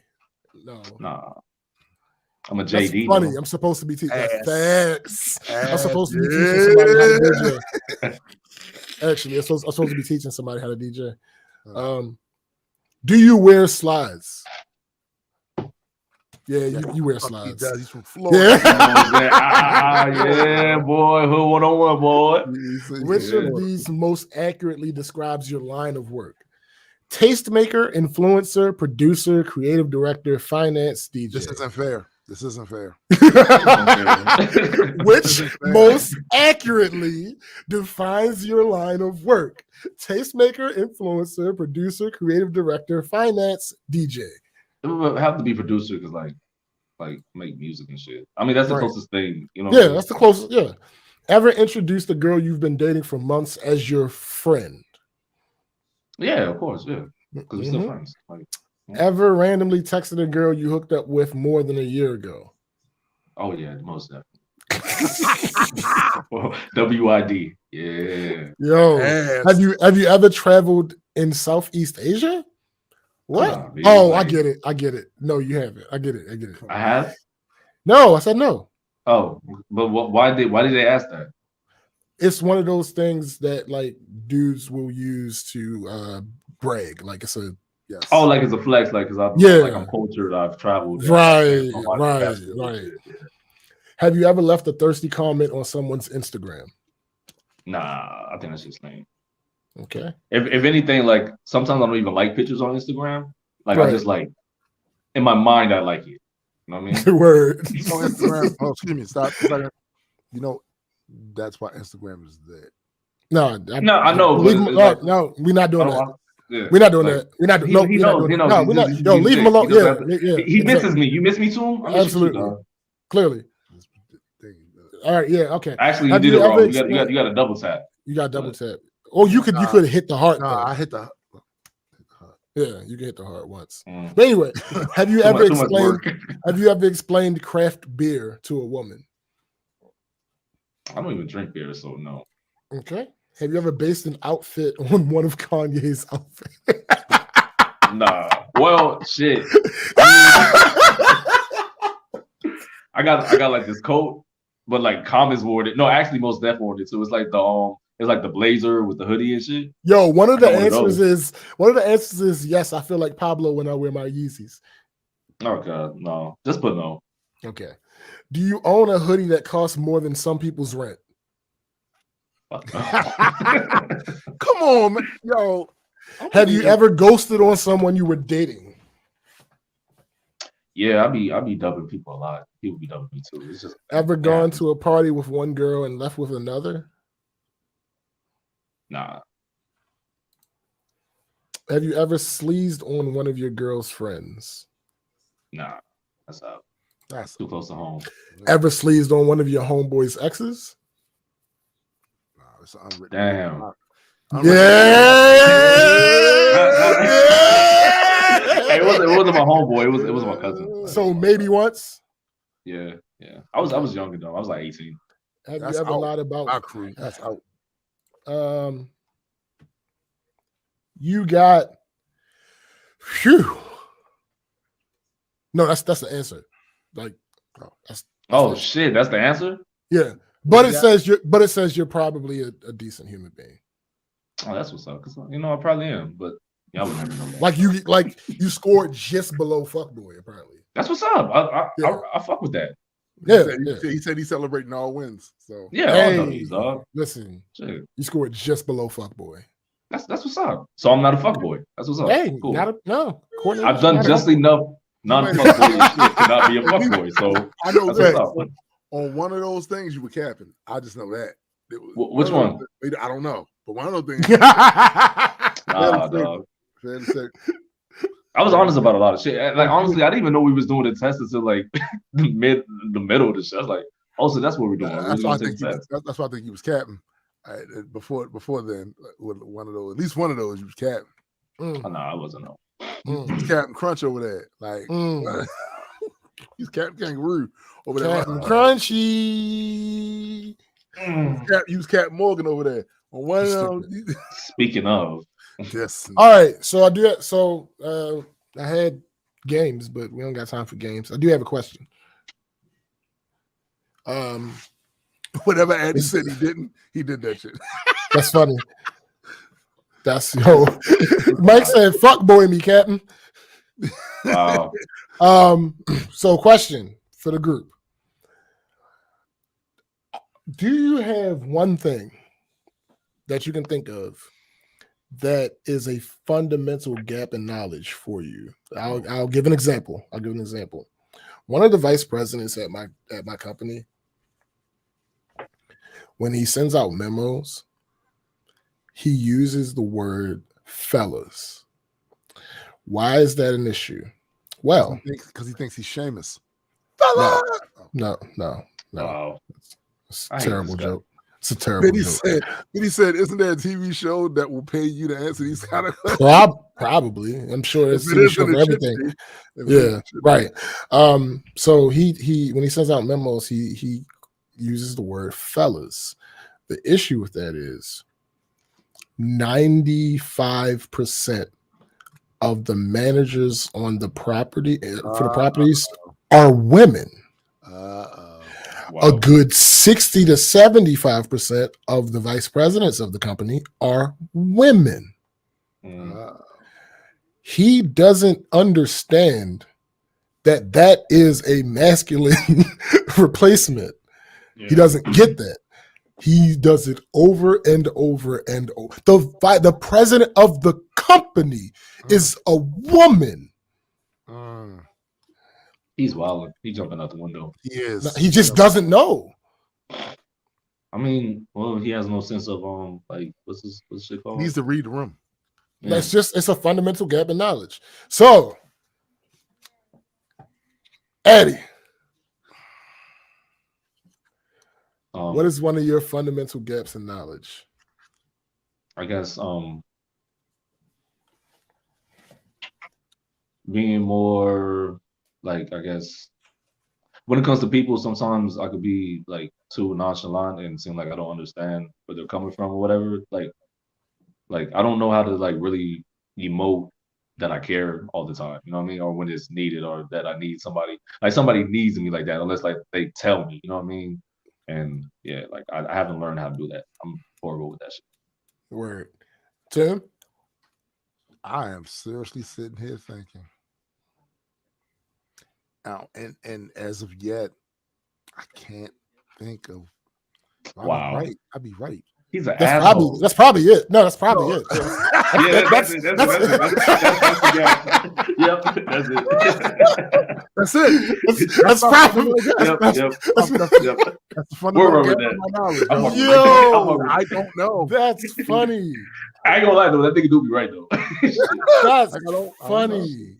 I don't know. Yo, you can't go with that, yo. Listen, he can't. Thinking, that's the gap that I. No, because I feel it. Because people be wrong as fuck. Terrible, and that's terrible. Like, actually, that's bad. It is. Okay, so especially given the example you use, that example that you use, because that's egregious. That's egregious. Yeah. If it was something else, right? That was knowledge based off of data, then there's plenty. Yeah, that's different. Plenty. Yeah. But that's what I was saying. See, because when I say fundamental, so let me explain it a little bit further. Mm-hmm. When I say fundamental gap, I mean this is just some shit that you're supposed to know. Right. Like, you're supposed to understand this intuitively. Right. James, remember when you were asking me like, damn, like why do you like when people say certain things or they're feeling some type of way, you're like whatever with it? Yeah. Why don't you have like basic human like what like emotions or something like that? Yeah, empathy. It is like I do, it's just I don't know, like it's awkward to me. Like how do you console somebody when you don't know? Maybe it's you know what I mean? I really am at a loss right now for what could that be. I know you're gonna say something. No, shush. You do know. You do know something James has said before. Maybe it's somewhere in here somewhere. That most of the time I'm a hammer. Yeah. You know what I'm saying? So it has to be something somewhere in there where I can see that. You realize you didn't have to. Yeah, you didn't have to do all that. Right. There was another way to get the result. It was more efficient. It was a better result. Right. But it's like what is it though? Like I'm trying to figure it out, B. But if it exists, it's in there. It's in there because my response is this. I classic example when I eventually moved up to Laurel. It took me a while to really get accustomed to the fact that just because people are running does not mean they're running to do something to you or running from the police. Right. There are people here that literally run for health reasons, and it took me a while to get that. But that might be the gimmick, though. That might be the gimmick. You stupid. They want you to think that. See? Sure, it's possible. Stay on your square, boy. Except for the fact that in the history, of me never living happened. there. Right. It literally everybody that was running, they was running for health reasons. So maybe they're all on the same page. But it took me a while. Shut up. But it took me a while to grasp that because, well, SBJ knows. In Baltimore, if you see somebody running, you need to be saying if you should be running too. Right. Yeah. Are they coming to do something to you? Or they run from the damn police? Yeah. You know what I'm saying? Or they run for some niggas.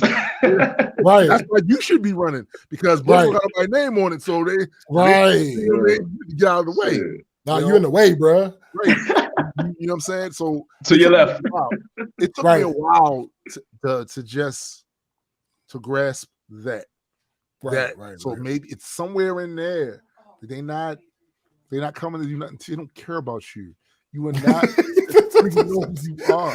In this instance, you're insignificant. On your left, right? Like that's all it was.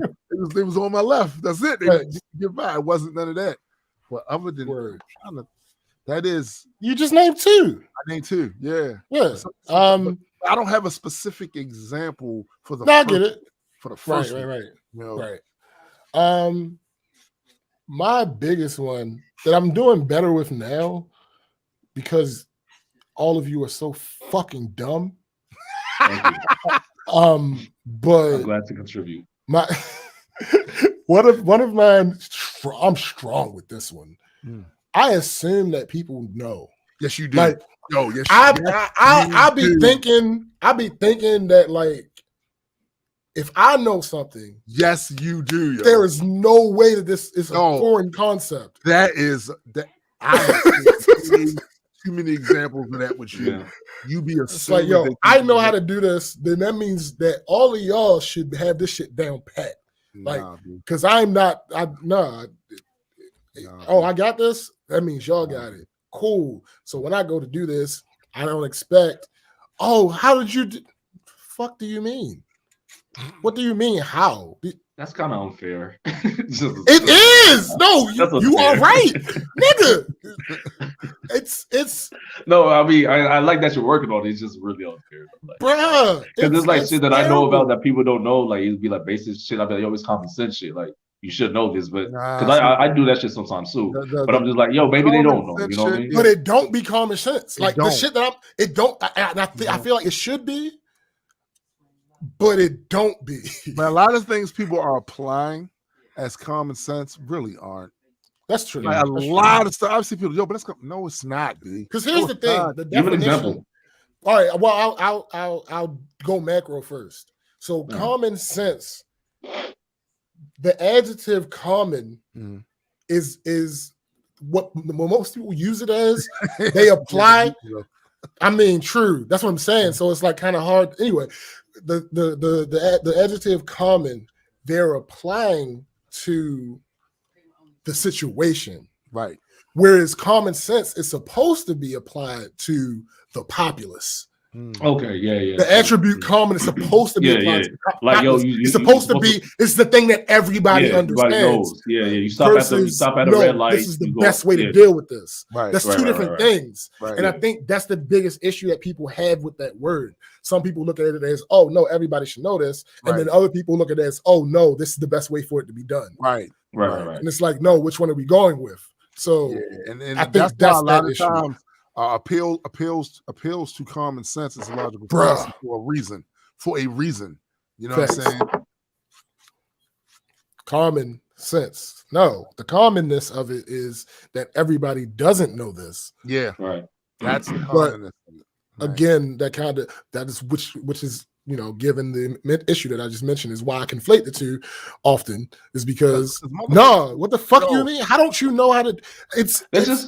Let's just go with nobody knows shit about nothing. That's what I'm leaning towards now. Let's just do that. Like it's hard. It's hard. Like, some people be really out here trying to apply cultural norms as common sense. I'm like, that's what you think here in this country, in other countries. They don't come from you. Right. They different over there. Like, nah. But yeah, I have serious issues with that. Like, no, if I know how to do it, clearly it's a known thing. Like, no, people do this. Whatever.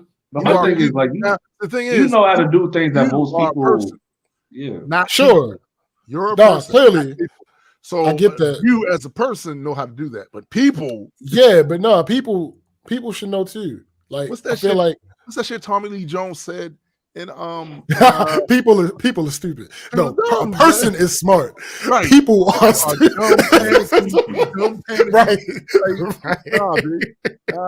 Nah, we're not giving that. We're not giving that. I know. Like deep inside, I know.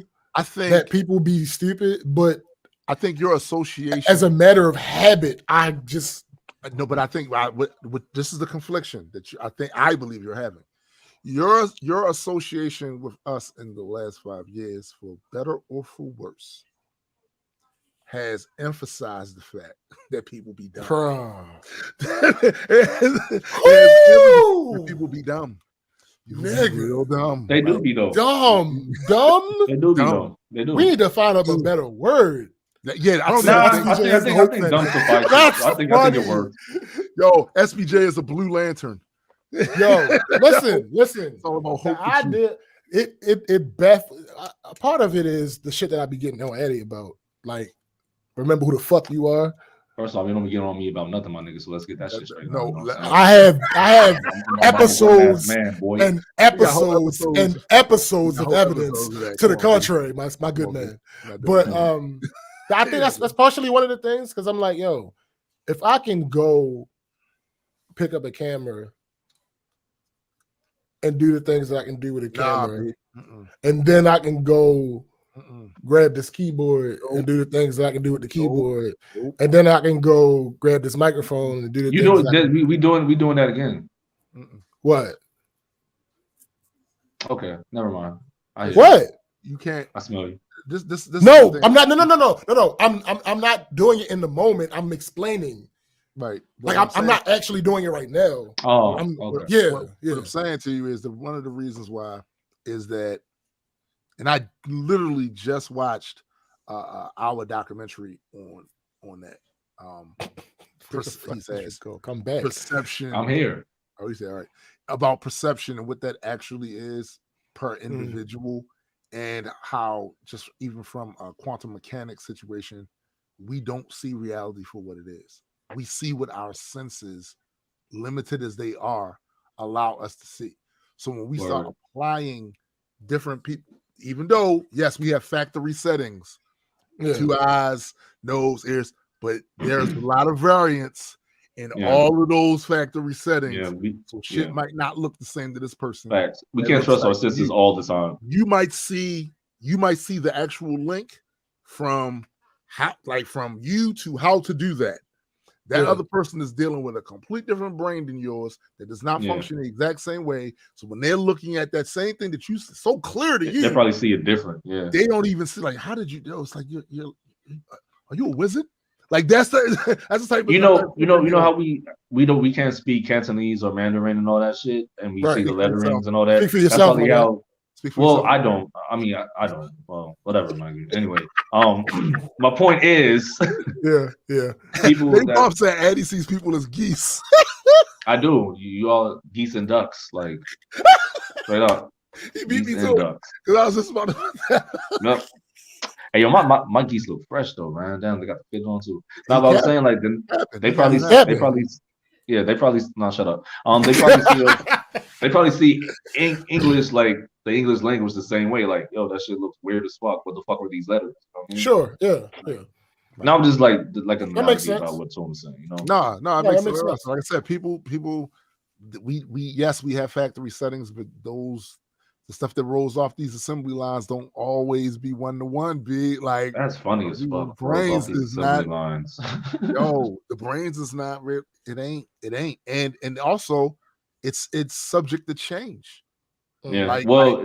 Permitted if the person wants to change it and they're aware of their shortcomings. Well, yeah. What I mean by change is you have a developmental period when you're a child. That can severely, if something can fuck up something, so that by the time you get to be an adult, you might be stuck in that shit. Yeah, you stuck in that. Your operating system is ass because of what happened back then. as an adult, certain experiences do that to you as well. Hold up. Yo, you good, my guy? Man, I fucking my shoulder cuff is all fucked up. What the fuck did you do? I've been sleeping on the floor for like the past 6 months, bro.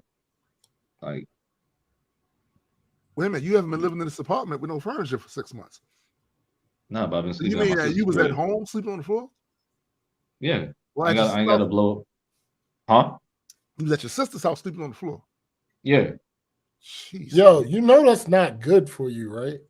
Hey, what can you do? Like, you got the money to get a blow-up mattress. But I got a cat. Okay, that's true. That's you true. Hear me? So that is true. I will give you that. I had 2 blow-up mattresses, and he put holes in both of them shits. Go get one of them things. What things? A bed?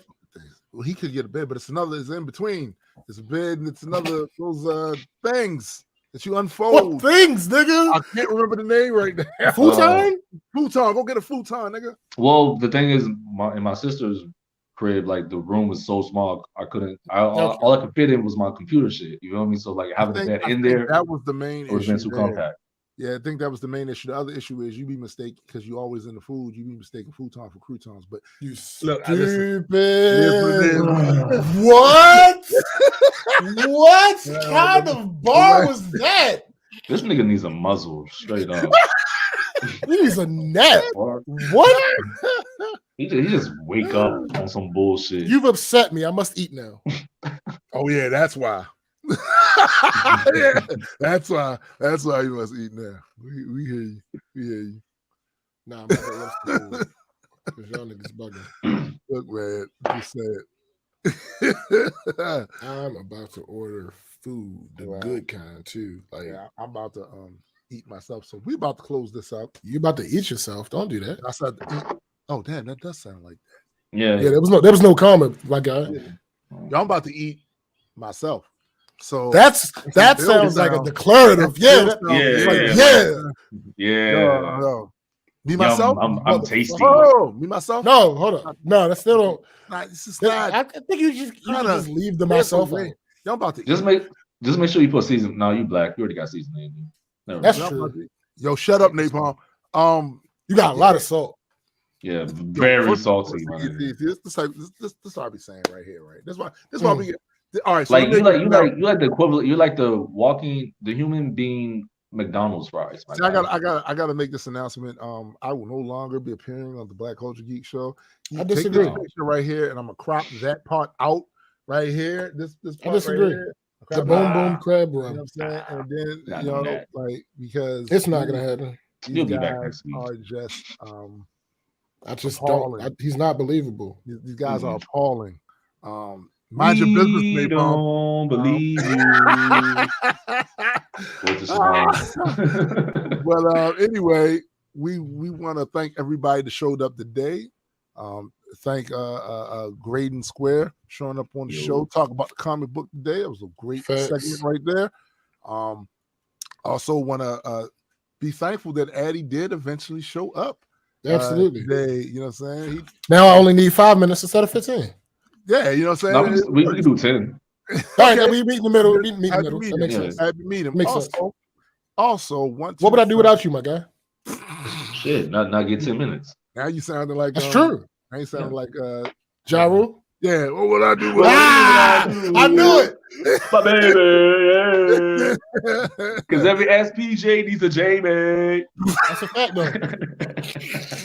That's a fact. Yo, so you really about to start rapping again, huh? Yo, you stupid. Computer working, though. Working? What's not working with it? Well, why the fuck was you call?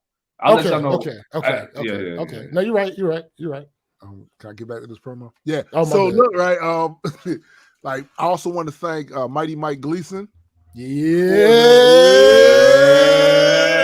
RVG, what up? You know what I'm saying? Thank him for the Black Culture Geese picture. Like that's incredible. Yeah, I'm about to start. Do you have the high res?